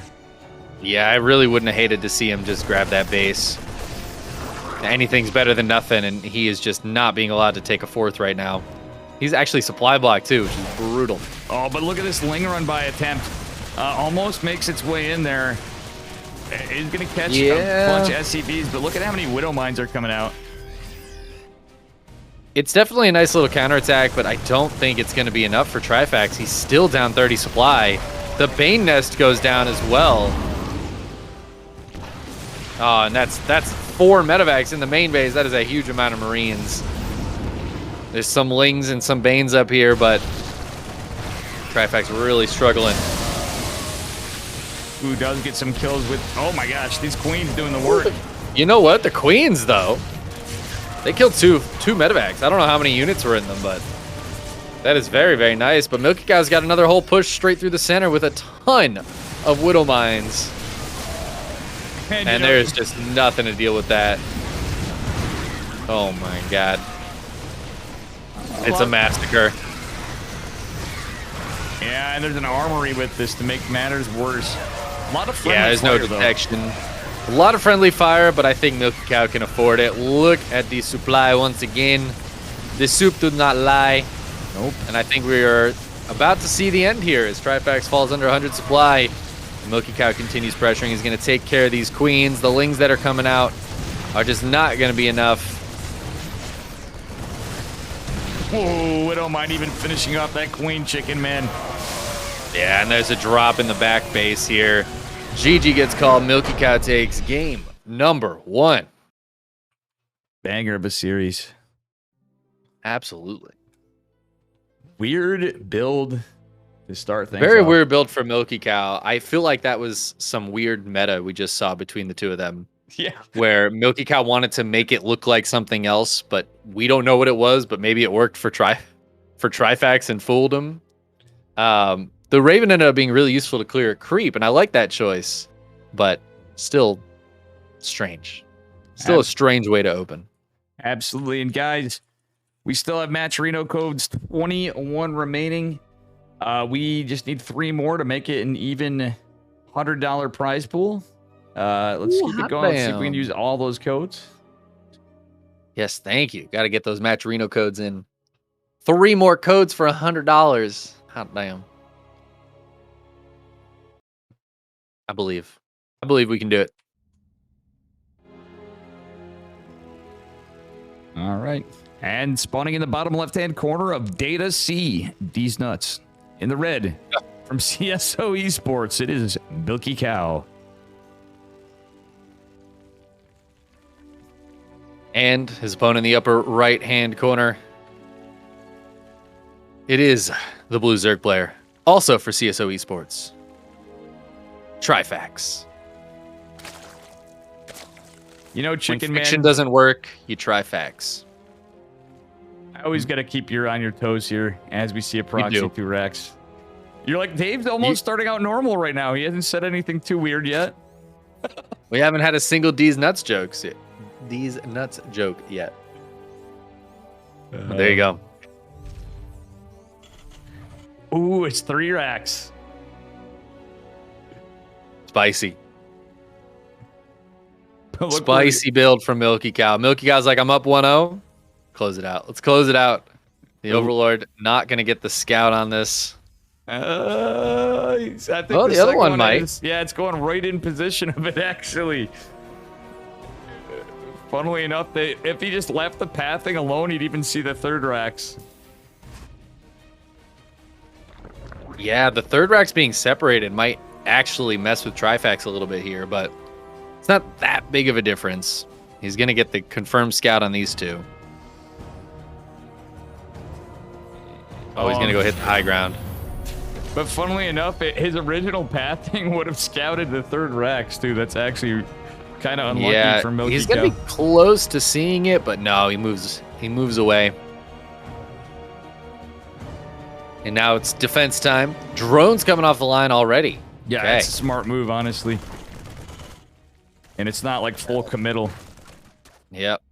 Does lose that first drone, but it's just the one Marine right now, so need some Marine friends. The other Marine is stuck. Oh no, Milky has got a stuck Marine. Have to lift that barracks to unstuck it. But the problem with the drone pull now is he doesn't realize it's 3 racks. Yeah, he thinks it's just 2, so this is just... But Lings are out now. Ooh, some stutter step micro here, but the SCVs are going to get caught, which means no bunkers. Yeah, even got a kill on the one bunker, Chickenman. Ooh, not even a cancel. Milky Cow, though, still producing Marines, still getting them stuck. Probably wants to move this barracks like 1 hex. There you go. Well, Milky Cow knows he's in trouble now. He pulled the boys. Oh my god. He says, you're pulling drones? Well, there's a drone in his base fighting, too. Oh I've my never god. seen that. That's incredible. Well, all the drones down here are going to go down. Now it's just on the Lings and Queens. The Spine Crawler is on its way up, but it is tanking some damage, and that's going to go down. No cancel on that either, which is a bit of a problem. Drones coming down from the main, but the Marines find a beautiful position, and it's just the Queens left now, and I think Milky Cow has done it, Dave. Yeah, just barely. Oh, man, Ling Speed didn't even finish. GG. And Trifax with the good manner, the good grace to say GG after that game. Something that I think most of us would struggle to do. Oh, absolutely. Very, very unlucky. And it looks like we have a Rattata Milky Cow Finals. Is this a best of 5? We do indeed. It is a best of 5 between our two Russian players in the bracket today. And we got a TVZ Finals. Whew. Man. It's not often there's no Protoss in the finals. I'll tell you, Cock of the Walk is pretty Protoss heavy. Yeah, we were in a rare possibility of seeing a ZVZ Finals. And Yeah. Haven't had one of those in a long time, I think. Yeah. For sure. You know what I've never had in a Cock of the Walk Finals, though, is a TVT. That has never happened in 103 tournaments. Really? Never? It's never been a TVT Finals. We have had TBT Finals, I believe, in the Chickenman Testis. One time. I could be wrong. I got to look back. You might be right. You might be right. And if I was, I want to say maybe even twice, but I don't think it was when Beyond played. But I want to say it was like Nicaract and somebody. Makes sense. But Could even be Milky Cow, maybe Cuckoo. Yeah, it could have been. Cuckoo actually has done it, but I am starting to mix stuff up. It's been a while, like as you know too, when you cast so much stuff. It gets so hard to keep it straight. I never know. I'm like, was this ESL? Was this one of our tournaments? Right. Was this OSC? Who knows? When was this? What patch was this on? Yeah, exactly. Who knows? Well, what I do know is that we are getting into the grand finals. Ready to go. Absolutely.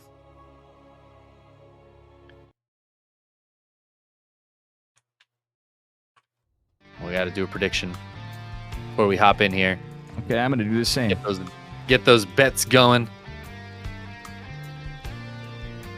As we head into Moondance. It is a marvelous night for Moondance. Actually, the moon looked really pretty here last night. It's a full moon, and the fires, it was all smoky, so the moon was orange.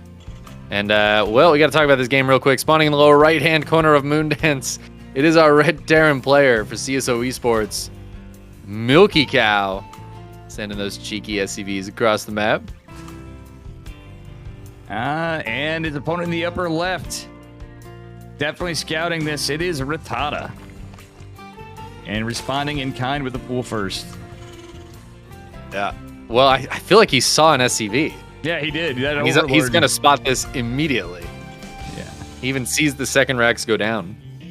Milky Cow with no respect for Rattata of all players, which I think is a bold move to say the least. He's got no respect. Oh, also, because we didn't make the meme, 2 racks, 3 racks has really high win rate in tournaments. Oh, yeah. I don't know. I think overall a 50-50 build. You know what would have been big brain of Rattata to just take that back base right now, considering what he's up against. I mean, what do you even do here as Milky Cow? Do you even build the Marines? You just like lift the racks and bring them home. Yeah, you're like, just kidding. JK, LOL. We're going to start a 2-1-1 with no Marines opening and no attack opening. Yeah, pretty much. I mean, he kind of just has to leave. Yeah, he's going to send the SCBs back. Yeah, you know what? I think he spreads up a Reaper. Good call. Reaper's a good call.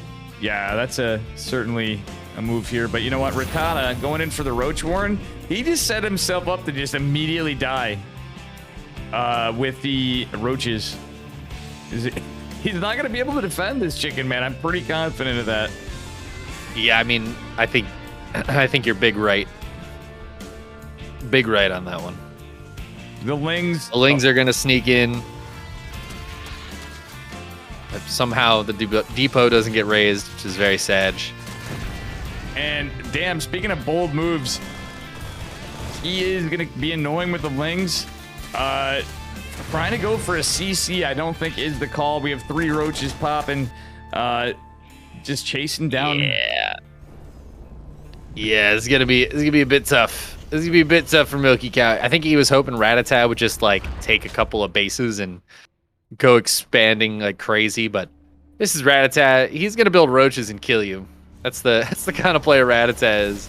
Milky Cow building a bunker, but I mean it'll hold for a while. I'll be honest, Rattata actually just went into the Lambo 5 Roach. I think he just was like, already sees it. He's like, I got to build for this. Let's go to the Lambo 5 Roach.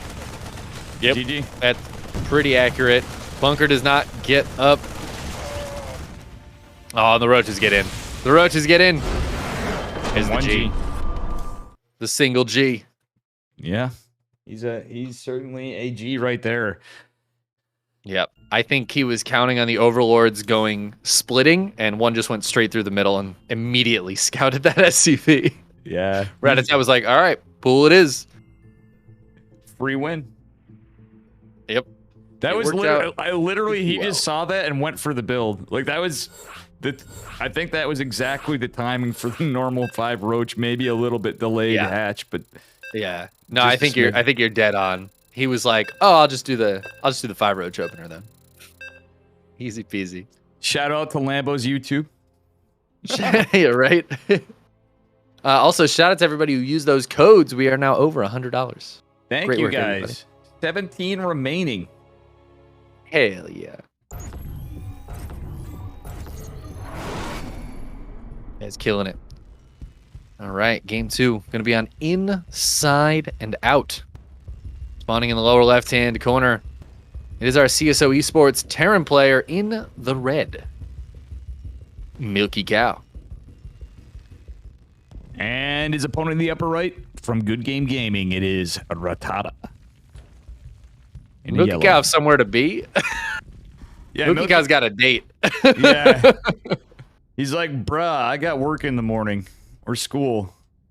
Or, he's playing like he's got a hot date coming up, because... Is he going to do it again? And is Rattata going to scout it? Oh, my God. Yeah, he's going to scout it immediately. Wait. Ah. Yep, he sees the SCV. What a Chad. And the Overlord, I don't think, is scouted by the SCV, so this time Milky Cow doesn't even know he's been scouted. But look at the Sim City right here, the barracks. Yeah, I mean, it's beautiful, but is it going to matter? He's got a 5 drone pull. It might actually help. Drones. Yeah, I don't really like the drone pull here. Oh, he hits him with the 1 minute GLHF. Wait, here's where I like this, okay? From my friend, an expert proxy 4-axer. This is what I'm talking about. You could use the RNG in your favor with that SimCity and playing around with this. He's going to keep the SCV alive and be able to finish the second bunker. He's forced 5 drones off. So if you can't shut this down with the 5 drones, you might be able to get a couple drone kills, and he's just going to send the SCVs back home. And this time it wasn't a pull first, so... Yeah, it's a much nicer opener for Milky Cow. Still can be really annoying with this. And he's going to go for the bunker. At a very... Yeah, it's not good. That's dead bunker. I don't think that bunker is going to happen, but he's going to force a big drone pull here. Marines trying to stutter step, focusing down a couple of drones. We'll get one more. Yep. But that's going to be a cancel on that bunker. Reaper's coming out behind this. Woo, that Reaper. And I'm not calling Milky Cow stupid, but this has got to be the dumbest finals I've ever seen. And, well, it might be.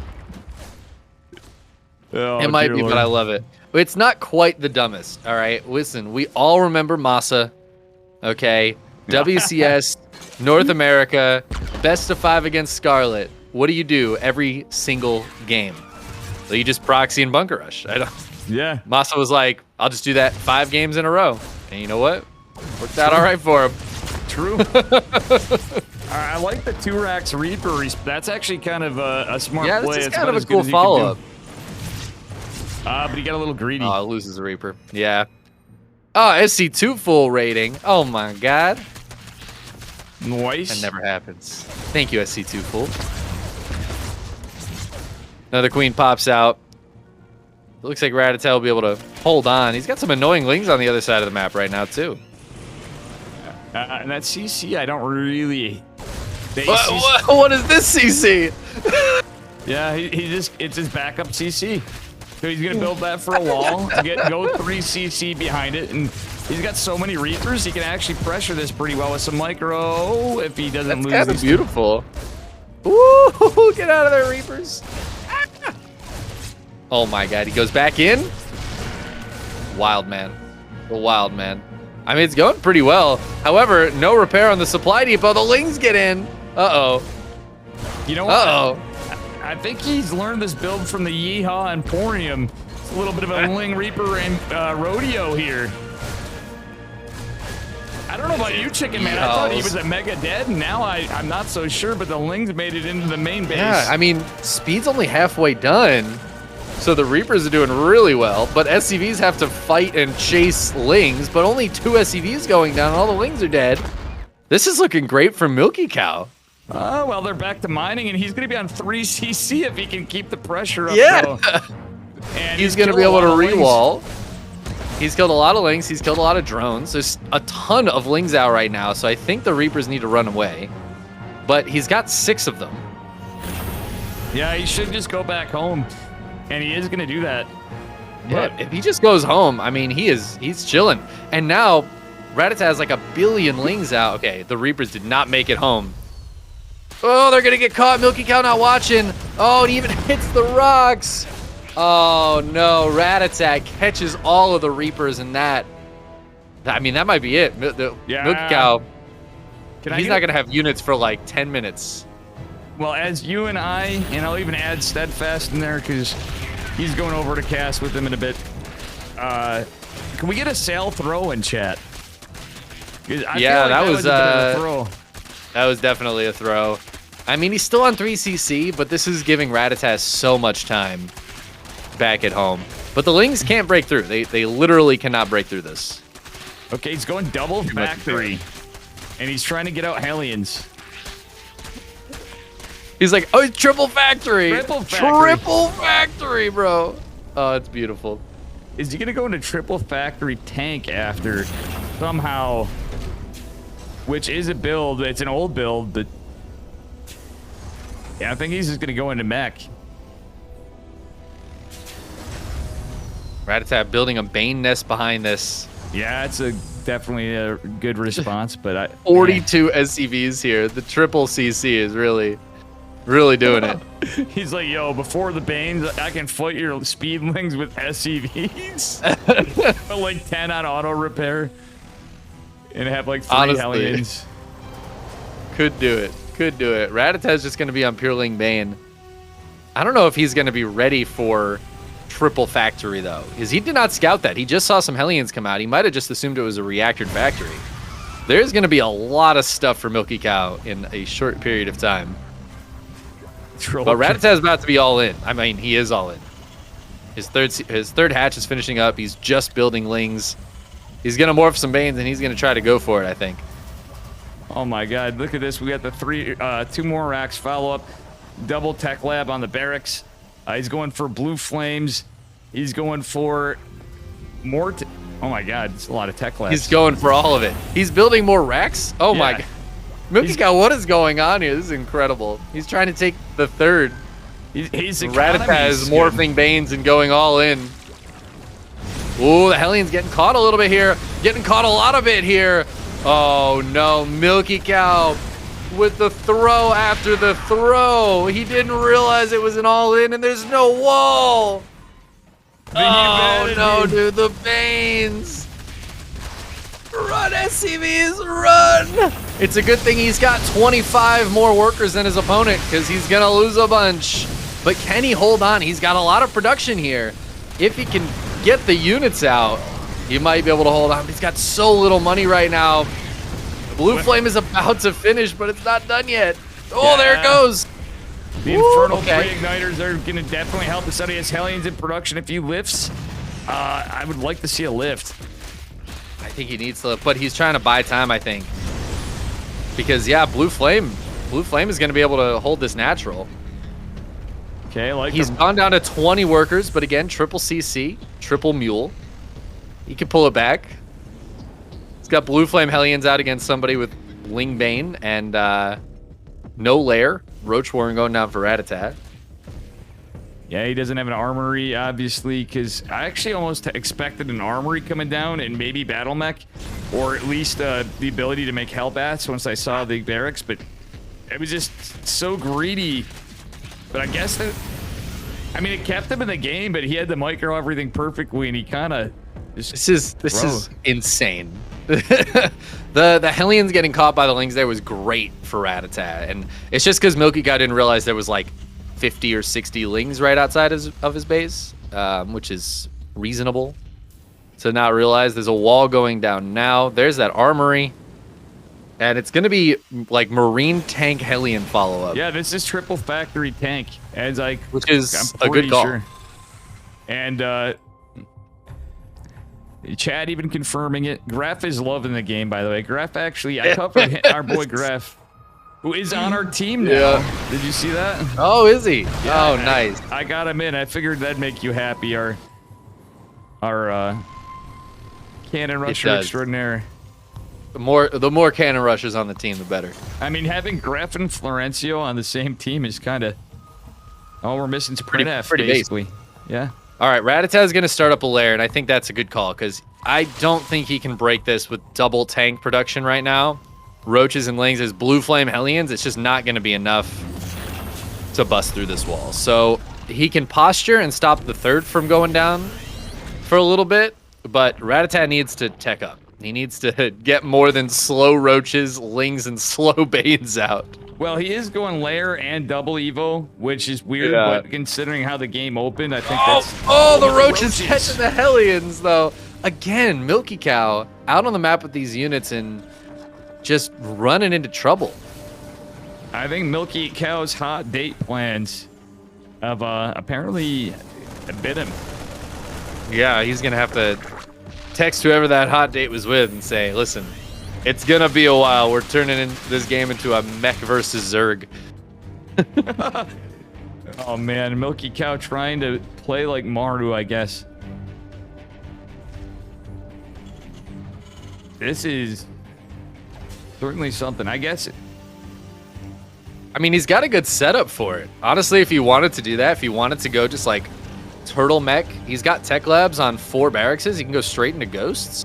Yeah, 3 I factory. kind of dig this for Milky Cow. Yeah, are we watching Milky Cow? Yeah, exactly. It's either that or he can turn into Rough in an instant. This is a wild game. Rattata immediately going up to an infestation pit. Is he gonna get swarm hosts? No, he's going for infestors. I was excited. I was hoping swarm hosts. Yeah, you know what? I actually wouldn't hate Swarm Host in this game, but being that there's a lot of bio, Swarm Hosts are absolutely trash if, with the Marine transition. Says no respect from Milky. No respect for Milky. Graph redeemed to TTS. Through. But as much as I agree with you, it'd be great to see this bio. Oh, yeah, the stim bio is so good here. But the fungals could be clutch. Yeah, the fungals are absolutely a good counter to the stim bio. And the surround, that's an even better counter. Yep, surround gonna be quite good, but a lot of it picks up in the medevacs and gets out of there. I think good trades for Milky. Surprised he's pushing out with the tanks, though. Oh my god. All right, the tank's gonna siege up. 2 of them gonna go down, though. Great biles there for Rattata. I'd like to make it a point to say that the hive is almost completed, too, behind this, so... And with yeah, and he's gonna go into lurkers. Mm-hmm.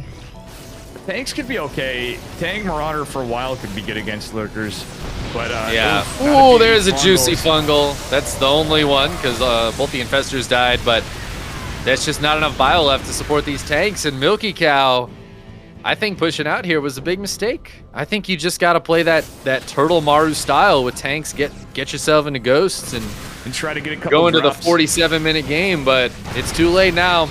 And a wild game 2. But I think Rattata is just going to be able to take this one. Oh, yeah. As he pushes Milky Cow up into the natural, biles down the siege tanks. Milky Cow can hold for a little while because he's Terran, but it is now a 60 supply lead for Rattata. He's got a 5th base up. His hive is done. The lurker den's nearly done. Is looking very good for the Zerg player. Oh, my God. This is certainly something. Unexpected outcome in the finals. But God damn these games.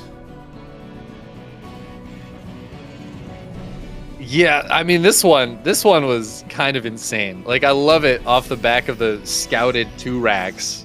Yeah, two proxy racks games, one after the other, both scouted, and it turns into this. Milky Cow obviously on his back foot, but still throw after throw, but now we're going to do adaptive tail and lurkers. I think Milky Cow set himself up so well in this game, but I hate to say it, it really did feel like he threw this game 3 separate times. First with the Reapers getting caught, then the Hellions getting caught, and then that push out with the tanks was just so ill-timed. Great fungal and tanks against so many Ravagers. It's not going to be great. Yeah, decent micro, but I think it's just too little too late. Unless he can take out this base. You know, he's still in an okay position here. It's not great. Definitely favoring Rattata, but he's putting some multi-pronged pressure on and forcing Rattata to stay home. But look at how many lurkers are out now. They've got their upgrades on the way. Yeah, and he only has There's 4 crawlers everywhere. With 3 orbitals, too. It's just he doesn't have enough scans available. He's been having to deal out of this, and Parasitic Bomb does hit the full medevac. Rest in pepperonis. Oh, what a game. Yeah, I mean, this is looking pretty over. Almost unlosable for Rattata here. The lack of ghosts is shocking. Like, what are we doing here? I mean, but how he opened up in the economy and throwing his tanks away, he's against Viper Lurker with Roach Ravager. This would just be so good if there were ghosts out, but there are not. Nice blinding cloud on the bio. Bio's doing quite well on the top of this hill, though. There were some lurkers missing from the fight, and felt like Rattata's whole army wasn't ready there. Yeah, he killed 3 lurkers, which is actually pretty good, and he is going to be able to try to secure a 4th.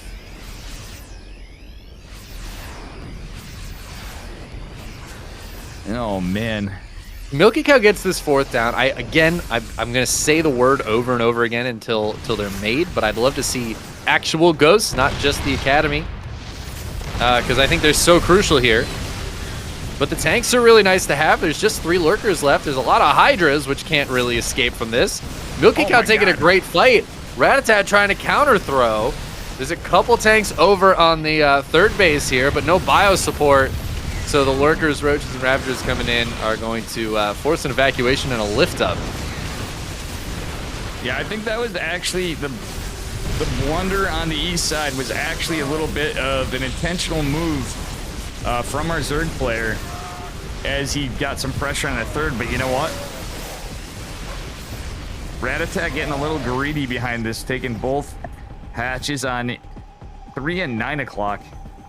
Yeah. I mean, I like that move. I always think double expanding is good because we see one gets canceled, but the other one's doing just fine. So might as well go for the double expand. There's not a ton of bases on this map, so Ratatat, he does still need to be cost efficient here. And right now, Milky Cow's been slightly more cost efficient. Oh, Milky That is a Cow hits the lot of Viper. lurkers, though. Yeah, Ooh, a that's a damn Viper, though. God, how many lurkers are there? Jesus. Yeah, he needs to instant 15 cancel of them. this. Okay. Yeah, I think that's going to be too many lurkers. Again, no ghosts out, so no snipes available for these guys. SCV's dying as they try to repair. This 4th base is dead. Marauders are good, but they are just not enough against this many lurkers. GG finally gets called, and Ratatat finally closes that one out, despite trying to throw it a little bit at the end there. Well, he's up 2-0 now from the memes of Mimi Cow. 2-0 from the memes.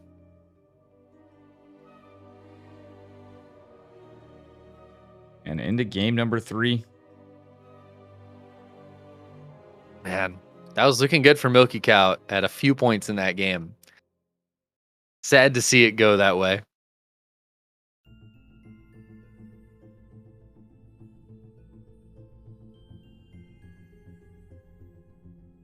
Wow. Somebody went all in on Milky Cow in my chat. Wood melting. So sorry, but it's not looking good, my friend. I don't know if anybody even did any bets in mine, which is funny. It's hit or miss. They'll either be crazy on making the predictions, Yeah. or not doing any, or using them. Okay. All right, game number 3. Could be the final game if our Terran player in the upper left-hand corner doesn't take it. In the red for CSO Esports, it's Milky Cow. And his opponent in the upper right, give it up for Good Game Gaming's Rattata with no sound. No sound? No, I didn't have sound enabled after because I usually turn it off and on between. And oops. I see.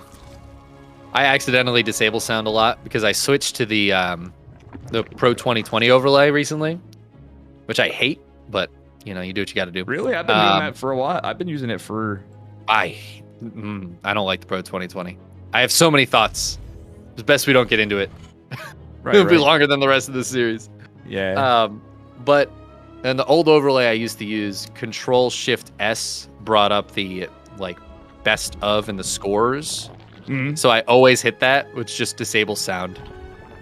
I do that almost every game. Oh, damn. Yeah, it's a little different. I think I jumped on it before because I was using Observer Plus, which we can use in ESL now, by the way, too, if it's ever on a lobby for the battle report, etc. Yeah. Observer Plus is very good. Observer Plus Plus also very good. Yeah. But I'm talking about the overlay itself. That. Oh yeah, no, I know what you're talking about. That's so annoying. Yeah. I used to use the Game Hard overlay, which I like a lot. Big fan of the Game Hard overlay. Yeah, I don't think we're gonna see 2-1-1. I think we are gonna see memes. The Overlord's gonna scout this, but I'm pretty sure this could be 2. Okay, it is gonna be 2-1-1. I was gonna say it's either gonna be 2-1-1 or 3 racks Reaper. Could be 2 racks Reaper. It could go for the Reactor Reaper. Mm-hmm. GG Harvester put up some. Man. And I'm excited for this, though. This is Milky Cow busting out some weird-ass builds, and I love it. Oh, yeah, for sure. And it's 100% 2-1-1. think Rattata knows what's coming, but he took the back base as well. Both players doing it right. Back base a little bit vulnerable, I feel like, to the 2-1-1. Oh yeah, We shall see. That's what I mean. Is there's a couple maps, this and Moondance, I believe. If unscouted, 2-1-1 could be quite good. If that's why Zergs weren't taking the back base, but it's funny they are now. We didn't see it this game, but I have been seeing it a lot lately. Just again out of safety in some cases. But yeah, it could leave you really vulnerable to a 2-on-1. Actually, if you don't take it, it leaves you vulnerable too in Moondance because you have potential to not be scouted and get a double drop in and go right into the net. Yeah. Yeah, it can be very strong on any of these maps that have like it's kind of a big. It's like a big having a big main where you can get the drop off without anybody seeing it if you don't take that back base.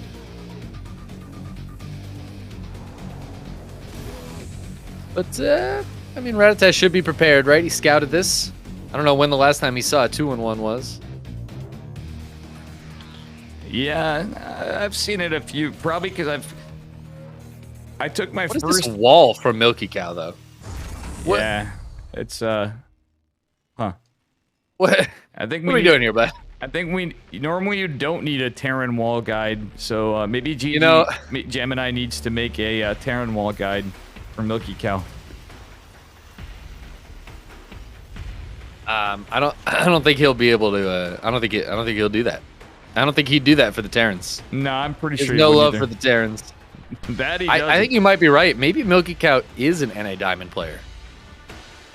Yeah, he's Grandmaster on EU, but actually Diamond on NA. Yeah, it kind of makes sense, right? Milky Cow confirmed this one of the many Smurfs that hit me on ladder. Beautiful. No, it's just that if you're NA Diamond, that means you're GMEU. Yeah, pretty much. I love it, Chickenman. Yes. Yeah. Yes, I love it. You having the memes with me. Yes. That's usually All right. what... Okay. So there's Hellions with this, and only one medevac. Oh, he's going... This is 2-1-1 with an armory behind it, though. These are going to be Hellbats, but it's going to be... not 2-base Muta, but he's going into Mutas. As he is a little... Mutas could be good if he can hold on here. It looks like there's a lot of Banes for Rattata, though, so he should be pretty well prepared. Milky Cow's down here looking for a base. He's like, I'm going to get your third. And there's just nothing here. Yeah, if only he jumped into the... Oh, he is going to drop with 2 Widow. Widow Mines. Okay. I mean, there's an armory, so that's cool. Oh, he's going to scout the Spire. That is a huge scout. He can continue to build Widow Mines and build some turrets back at home. Yeah, 2 eBay is going to finish up, so he's finally going to be able to do some typical hooks. Not done yet, though. Hellbat's going down to the Banes, but he can target fire the rest. No, hold the phones.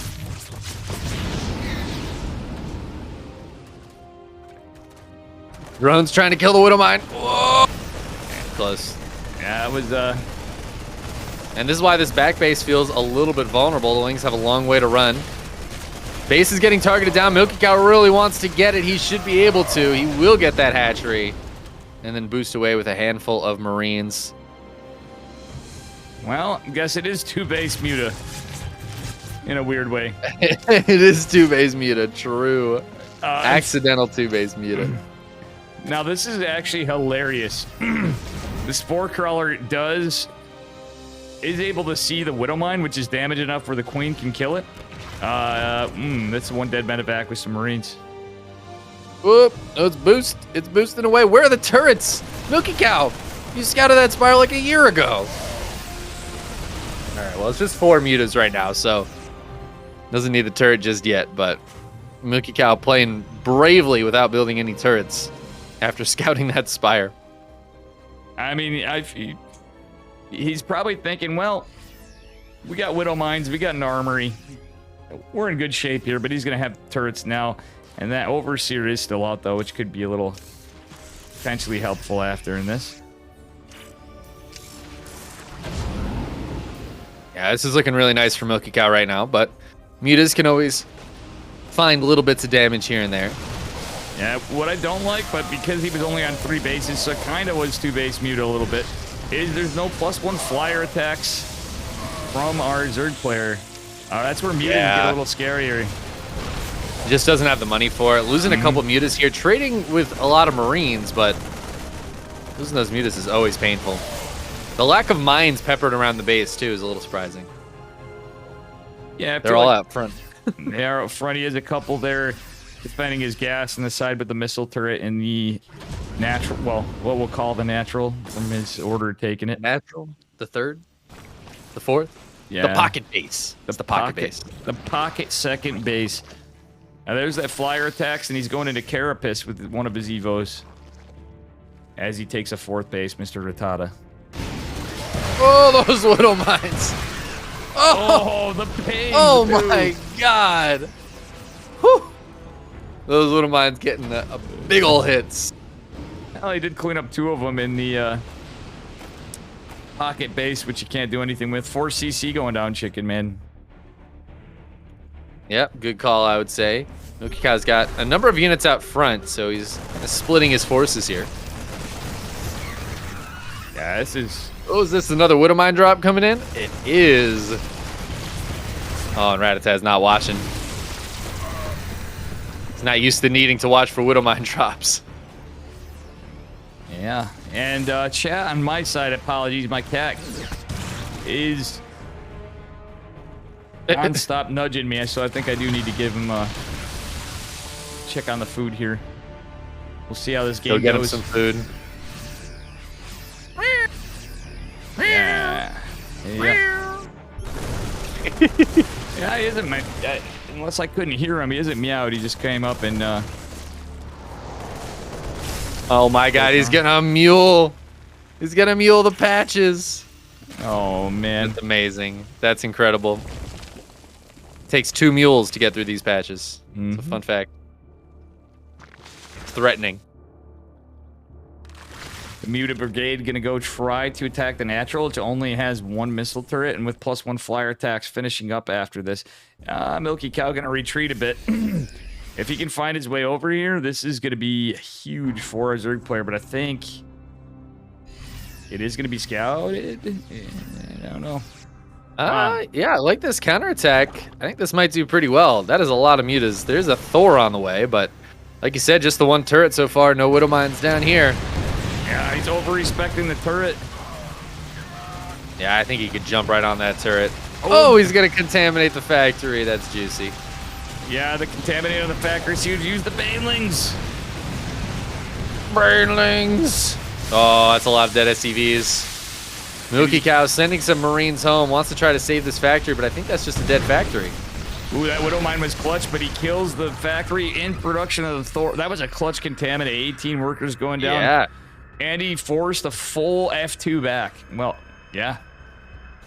Yeah, there are still a ton of Widow Mines out on the map to be careful about, but yeah, he's starting to trade those mutas a little rough. that was a really nice counterattack, though. I think it's worth losing a lot of the mutas for at this point. Oh, yeah. Just to pull everything back for Milky Cow, but look at that supply. Milky Cow up in supply. Widow Mines, pretty good. Oh, no. Wait, actually, decent split. You know what? All right, that looked scarier than it was. Rattata with the 6 splits, but he's getting to this level of Bane. Well, it's a planetary. He is getting a very high Baneling count, which is kind of nice. Oh yeah, Widow Mines and Marines in that natural pocket base too. So Rattata can't hit that with the mutas. Oh, but the mutants surround the medevacs, and that is 1 dead bio army right there. Has to reposture. Yeah, trying to pull back, but there's not a lot of bio to pull back to. Widow Mine's going off on just a handful of lings as well. Milky Cow maybe in some trouble here. Gotta be careful. That's so many Banelings. That is the planetary killing amount of Banelings. And a lot of bio units and SCVs. Yeah, I mean, there's a new 4th base about to go down right after it, but still really nice there for Rattata. He's got to pull back and remake a lot of those units, though. Well, main base is basically going to be mined out here pretty soon. Actually, the other base is starting to mine out a little bit for our Terran player, but it's a big Terran force still. Oh, the wall has been breached. The minerals have been mined. Rat-Tat's got to come deal with this. There's a lot of units in his base here. Yeah, even having to force... Oh, look at this, though. The Banelings coming in hot with the defense. And he's trying to get a surround on the counter flank. Oh, is going to go try to go in the natural. Not going to be able to. Yeah, good close on the wall there for Milky Cow. Doesn't really take any damage from that counterattack, and he kills that pocket base again for Rat-Tat. Rat-Tat trying to take the gold in the bottom center, but that is far away from being a thing. Yeah, the hero Baneling trying to well, is going to be exposed from the scan.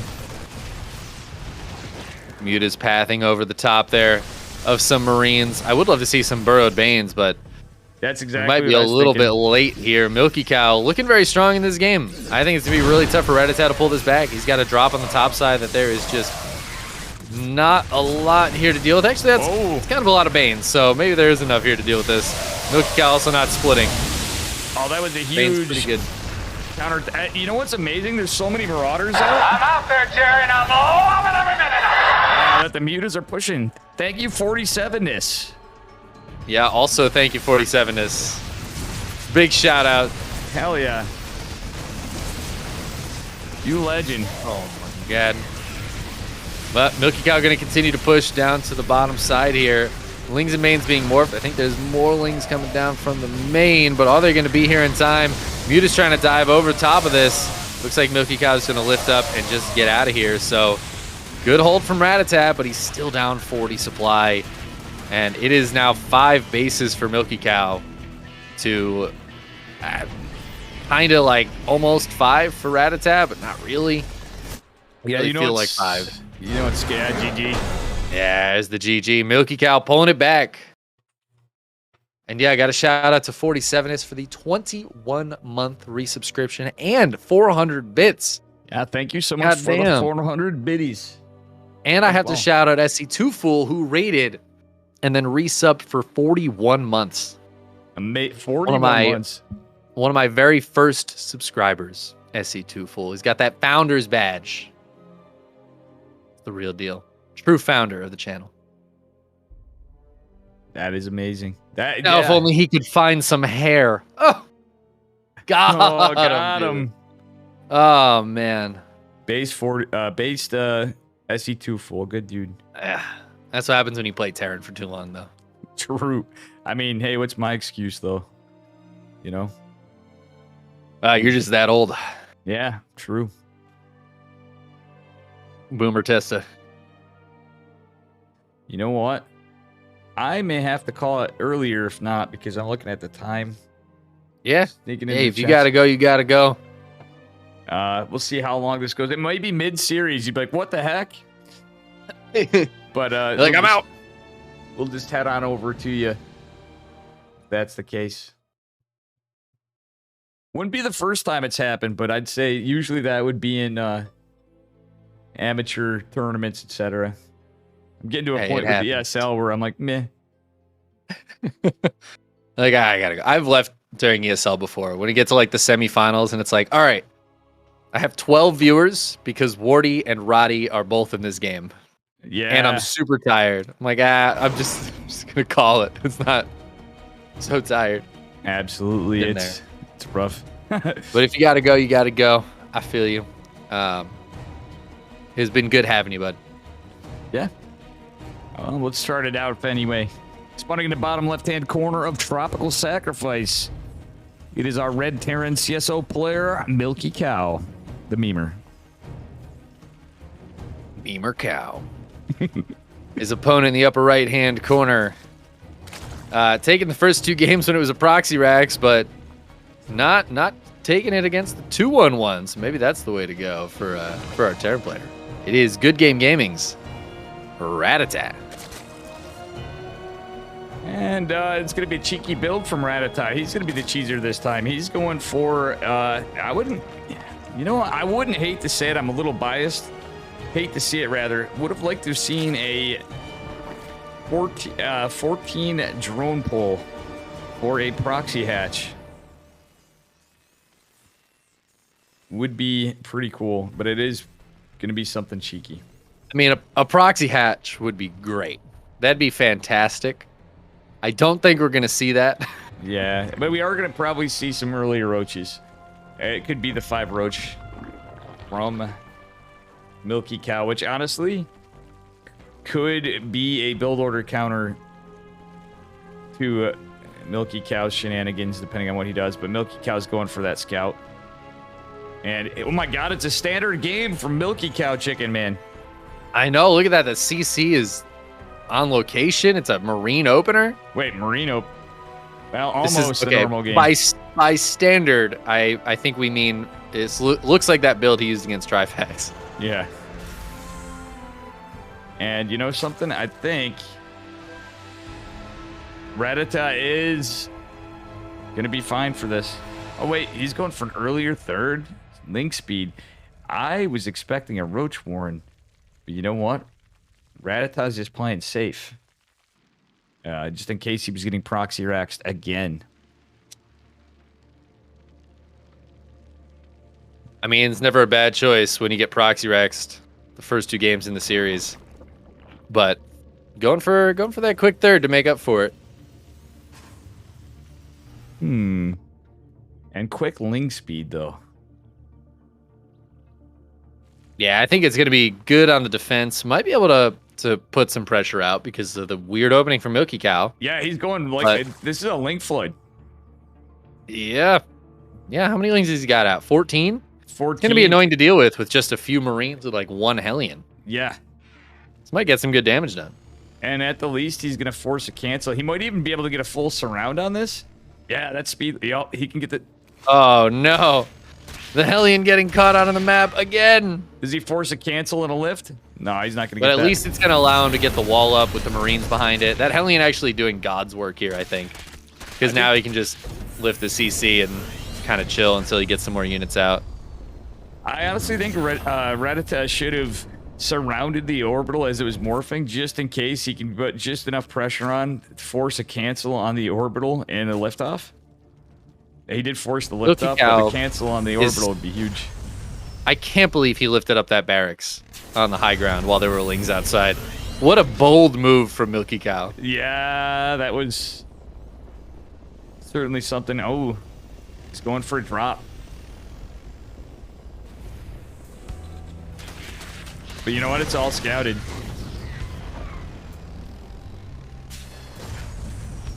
All scouted, but he pushes the Lings away. This is nice for Rattata, though. This like justifies that early pull, early speed, right? He got enough damage done, hurt Milky Cow's economy a little bit, and I think Rattata's happy with that. He didn't really lose any Lings either. Well, we got an armory I'd like to point out. So pumping out the Hellions, pumping out the Marines. He's going for the Marine drop into Hellbats. So it's probably going to be a stem Hellbat timing with the, yep, it's that same build. And the Roach Warren is going to be really helpful. This is a weird game out of Rattata, but I think it's really smart, honestly, I think. What about you, Chicken Man? Yeah, no, I think the Roach Warren's a good call. I think the Roach Warren is to get aggressive, but it's going to work out for him since he's got 4 Roaches on the way right as the Hellbats pull into town here. And a Ling he's going to counterattack with the Lings. This is not a full wall yet. That engineering bay is a very big weak point in the wall. Ooh, but that being said, Milky Cow getting some damage on the other side here. Roaches are coming out, but Queen's going down a little bit. But it looks like the Medevac's going to die, and I think this is just going to be a hold for Rattata. And the Lings break through the wall. The Natural's in shambles for Milky Cow. Oh, this is looking great for our Zerg player. Oh, God, yeah. Wow, just narrowly saves 3 of the Queens. But yeah, this is amazing. He's even going to force the issue. He can't get to the depot to repair it. I mean, it's still a wall, I guess, is a good thing, but that's going to be a dead depot. That supply blocks Milky Cow. And Rattata backs up. Man, this is so painful for him. Yeah, Rattata with that quick third, too, means he's going to have a lot of pressure with the Roaches, but that damn Raven's going to be a bit of a nuisance say the least.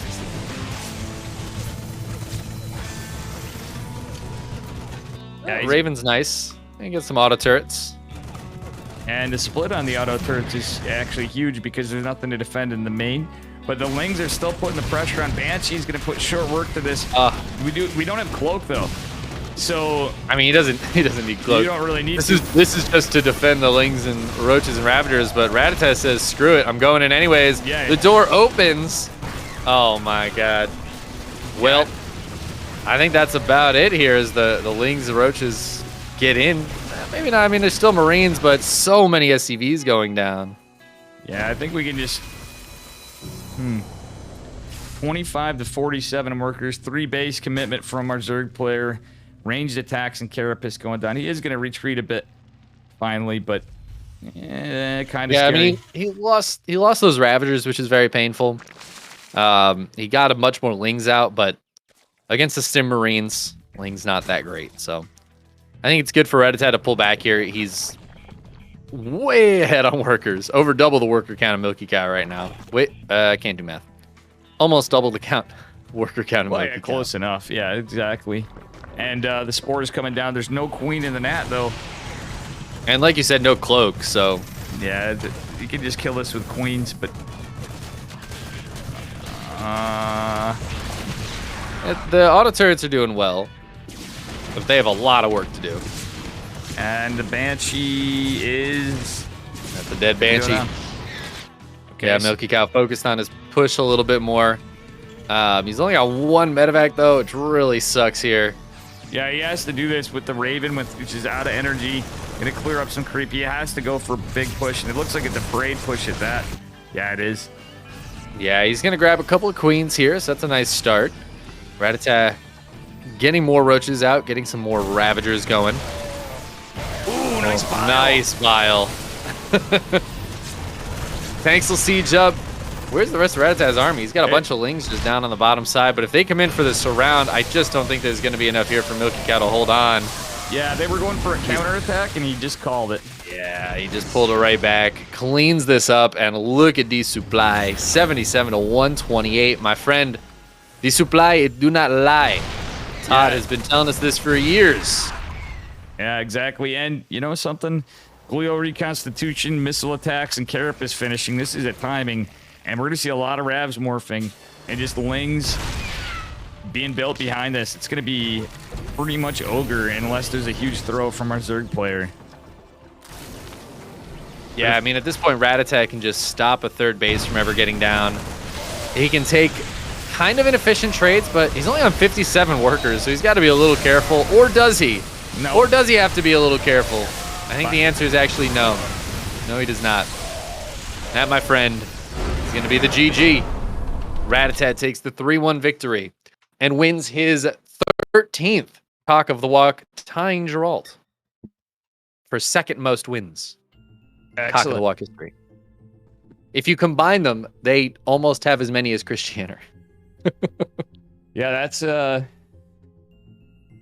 that's pretty funny. Geralt's probably gotten quite a few off yours too, I know. Yeah, Geralt has 13 wins. And Rattata now has 13 wins. And Christianer has 32, so. Excellent. They have a lot of work to do before they catch up to him. Alrighty. And Chickenman, thanks for having me as your first guest. Absolutely. It's been a pleasure. Always good casting with you, Dave.